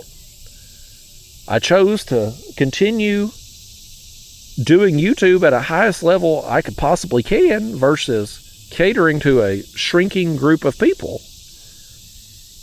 So, I get it. I can see it from their point of view. And that's how I can tell you, like, if you're trying to be something you're not, or if you try to change after you've already established yourself as something else and try to do something different or change a format or style or whatever, you're going to lose some respect of people. You're going to lose credibility with people. You're going to lose some of your audience. But, is that a big deal? Well, maybe in some ways not so much. I mean, one of the things you can't do is you can't get real hung up on people you don't know's opinion. Right? Like, if some random internet person you've never met says, "Oh, I hate you. I've lost all respect for you." Well, it's like, take your respect and turn it into a cloth. Let me wipe my ass with it. Because who the hell are you? I don't know you. I don't know any of them people. Now, some people maybe you interact with a little bit online. You feel like you've got a rapport with them. You feel like you kind of get to know them over the course of time. But you don't really know them in real life. You don't know them. They don't really know you. I mean, you certainly know me better than I know you through these videos. If you're watching 3+ hours into one of these videos, like, you're going to have a pretty good idea of who I am and how I operate. And maybe that's relatable. I hope it's relatable to you. If it's not relatable to you, why the hell are you watching? But, like, you may feel like you know me after one of these videos. But again, I don't know you. I don't know who you are. So, you just can't get tore up over people that you don't know. And even people like that you have a rapport with, like, you stop doing what they want, they're going to turn. A lot of them are going to turn on you. So it's best to just do what's best for you and your business and your family. Because at the end of the day, the people whose opinion matters is yourself. You got to be happy with what you're doing and respect yourself for what you're doing. Your immediate family, parents, spouse, kids if you have them, and maybe a few close friends who are kind of like family, right? That's it. At the end of the day, that's all that really matters. If you've got the love and respect of those people, everything else is just noise, good and bad. Whether it's praise or hatred, it's just noise. Because at the end of the day, the people that matter, the people that's in your life, your family, your friends, your kids, whatever, like those are the people that you need to be looking out for and that you need to have the love and respect of. Everything else is just, if they like you, random people like you, great, that's a bonus. If random people hate you, well, it is what it is. Click on somebody else's video. So, that's my thoughts on that, folks. It's take it for what it's worth. Take it with a grain of salt.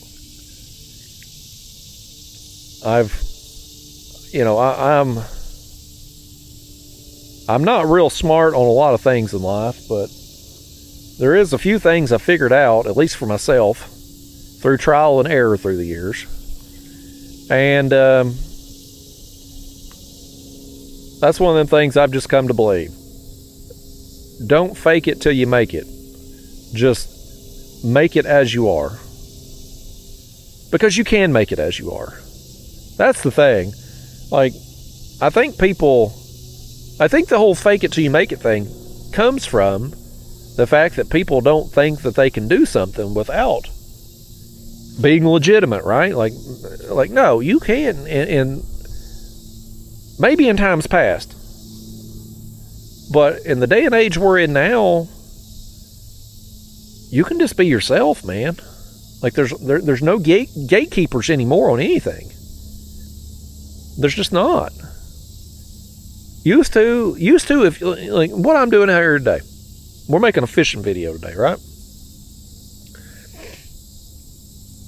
In the 1970s or 80s, if you wanted to make a fishing video, there were gatekeepers.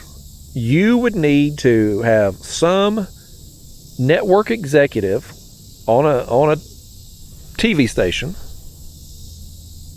approve your fishing video to be on their channel during a certain time slot.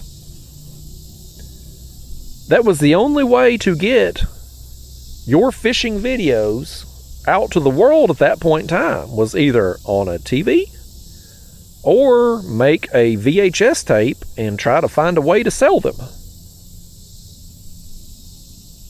So if you didn't have a way, and even then, let's say you made them VHS tapes, how are you going to distribute them? You're going to have to find some other gatekeeper in that industry to put you in a magazine or a newspaper, and then have some warehouse be able to take payments and ship that stuff for you. It wasn't back then. You didn't have online. You didn't have internet back then. There was no websites. There was none of that stuff. You were dependent upon some suit in an office giving you the green light to put your fishing video on TV or your VHS tape in front of people. Well, nowadays, 2026, man, anybody with a cell phone and an internet connection can make a video and post it on numerous sites all over social media. Facebook, YouTube, TikTok, Instagram, a bunch of other sites I probably don't even know about. Hell, I think MySpace is coming back. Like, you have options now, and nobody is standing in your way. You literally, if you have a cell phone and internet connection, and you clearly do if you're watching this video right now, you can distribute your content to the entire world. Now, how many people are you going to get in front of depends on how well you're able to work the algorithm. But you have an opportunity. There's not one individual person in an office somewhere that you have to work a deal with. In 1975, if Bill Dance walks into whatever the hell channel he was on in 1975, if that suit in an office turns him down, there's no Bill Dance. There's no Roland Martin. There's no Hank Parker. There was probably 10 other Bill Dances back in those days. The other 9 that wasn't Bill Dance got turned down. They didn't get their opportunity. They didn't get their shot on TV. You don't have that anymore. Now, you will succeed or fail based on your merits alone. If you can't make it on YouTube, that's on you. Because there's a lot of other bums out there, myself included, who have been able to carve out a little scratch for themselves. You know what I mean? Like I'm nothing special, folks. I have the personality of gravel out in your driveway. Like I shouldn't be doing this for the number of people that I'm able to do this from, but I've learned a little bit on the way, and I'm good enough at fishing to not here in the last hour or so, I'm certainly not. But you know what I mean? Like over time I've learned but my success or failure's on me. I'm not dependent on anybody giving me the okay, giving me the approval to put my content on any of these platforms. I can do it on my own, independently.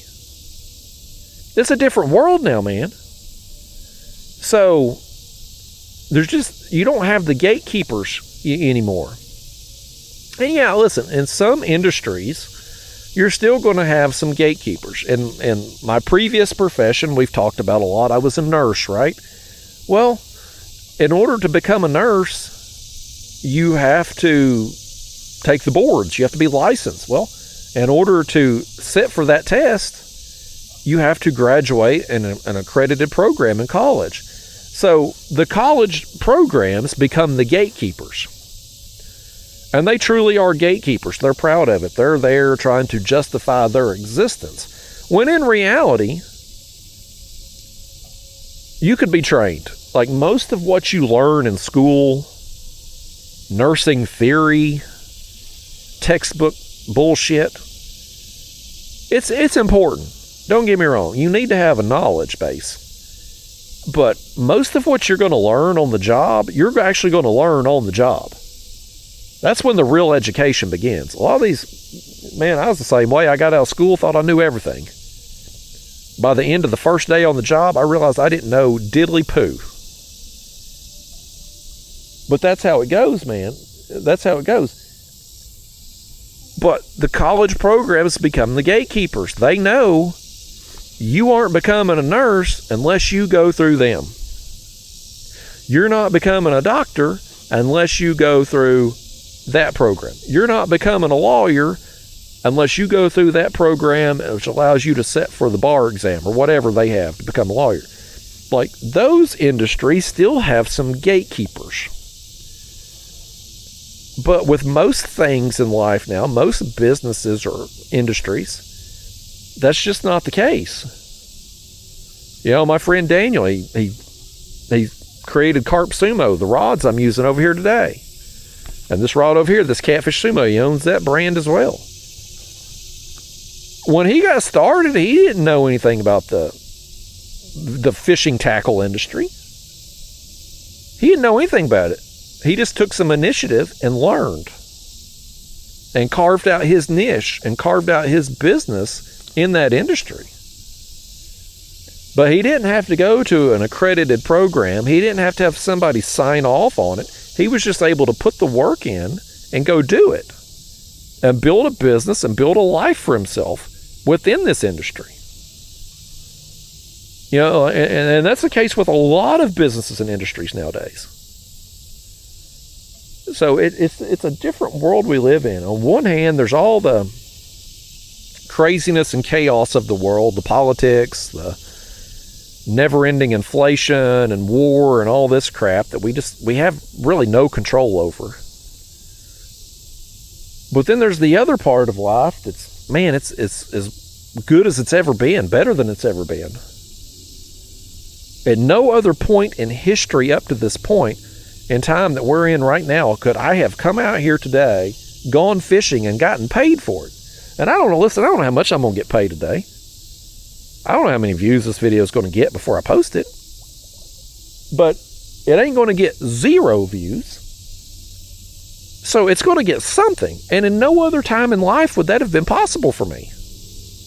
At no point in time anywhere throughout history until the last few years would this have been possible. What a time to be alive, man. Every day, man, I don't care what part of the world you come from, how bad your childhood was, how poor you are right now, how much debt you have. You have an opportunity to change your life today. You could make one piece of content today that opens up a whole new business for you to change your fortune, to change your family's fortune. No other time in history has that been possible. It's just incredible, man. It's when you really, I mean, you can listen. I get bogged down in the day-to-the-day grind, the minutia of it. But when I step back and just, like right now, I'm just taking a moment to step back and look at the big picture of where I come from and where I'm at and where I have the opportunity to go going forward. It's like, man, what a time to be alive. If I had been born 30 years sooner, none of this would have been possible. If I was born 30 years later, who knows what's possible in the future? But right now, the world we live in today, man, if you're just willing to put the work in, anything's possible. Anything. And here's another thing. Some of you out there right now, maybe you got a record. You know what? Maybe you've messed up in life, made some mistakes. Maybe you got some criminal felony or something on a record, right? And it's going to limit your job opportunities. A lot of places, you got some, like me, when I graduate nursing school and I go to fill out the application there to take my boards, they had to do a background check on me. And if I had had a criminal record, I probably wouldn't have been able to sit for the boards.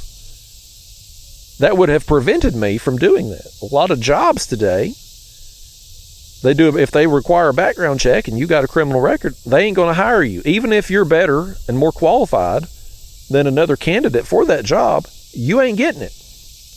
That's an automatic disqualifier because you got something on your record. Well,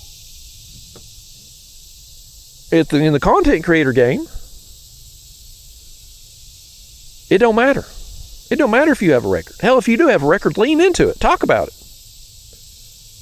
If you want to start a business, if you want to be an entrepreneur, you want to start a fishing rod company or a lawn care service, or pick the industry.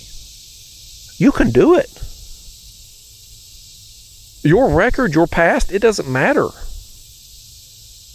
You still have the opportunity to be whatever you want to be successful in life. That wasn't the case 20, 30 years ago. Man, it just wasn't. It's a different world we live in, man, and it's better. It's better. It's worse in a lot of ways, but it's better in a lot of ways. And it's easy to focus on everything going wrong. Politics are shoved in our face every time we get on TV or the internet, man. Politics, war, ridiculous gas prices, all this stuff is shoved in our face all the time, and it's so easy to focus on that. But there's also a lot of good things too.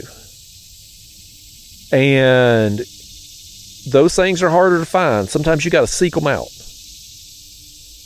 or tune out the noise so that you can focus on those things. But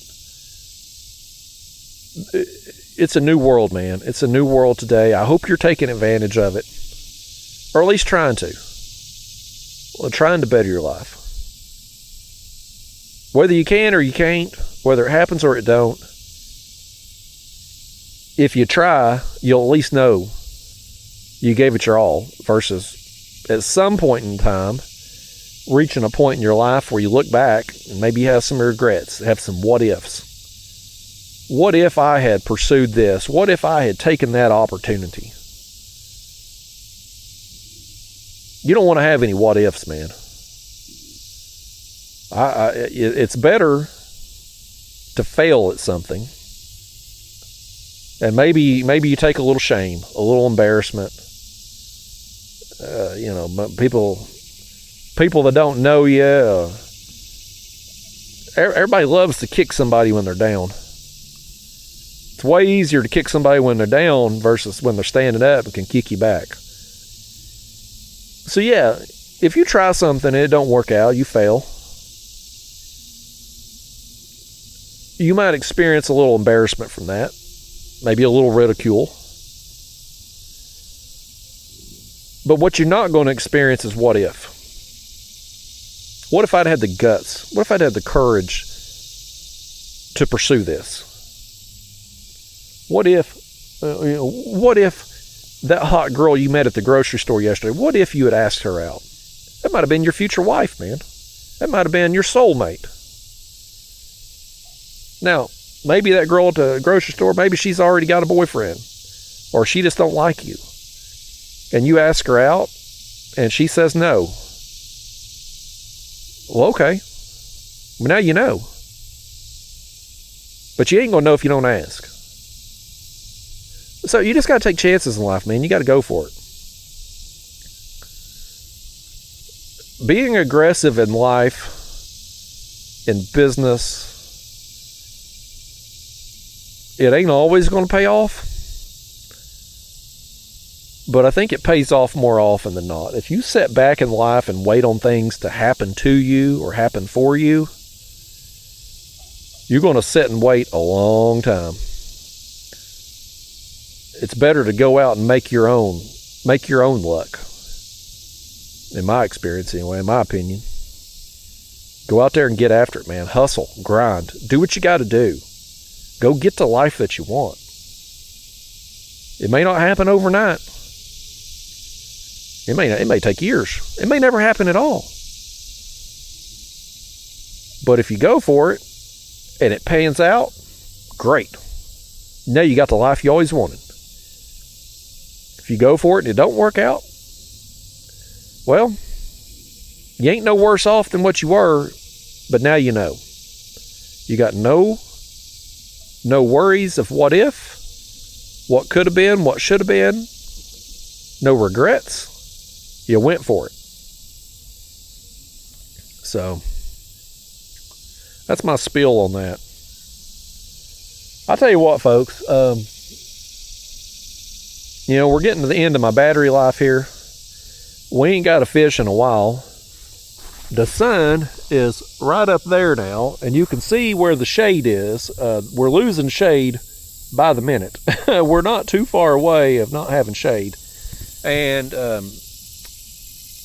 I ain't going to sit out here and roast in the sun not catching fish. So I think I'm going to reel up and get out of here, folks. Started out this morning pretty dang good. Got several catfish. Got that striper. Skunked on the carp. No carp, no but. I think we had 2 carp runs. Not a single carp though landed. Not a single buffalo. We got more turtle than we did carp today. And we ain't had much going on here in the last hour or two. But that's fishing, man. That's fishing. Y'all should have brought you some more shad. Or I should have kept them others instead of throwing them out on my floor that I didn't put in the tank. I should have kept them. I just didn't know we'd burn through them like that. I didn't know there'd be that many catfish in here. I think I'm going to try to catfish tomorrow, though. If things go well, that'll be the next video. If things don't go well, there'll be some other video on the next one. Assuming I live long enough to make it. I hope I do, though. Anyway, y'all, I'm wrapping this crap up. I'll see you next time. Thanks for coming with me today.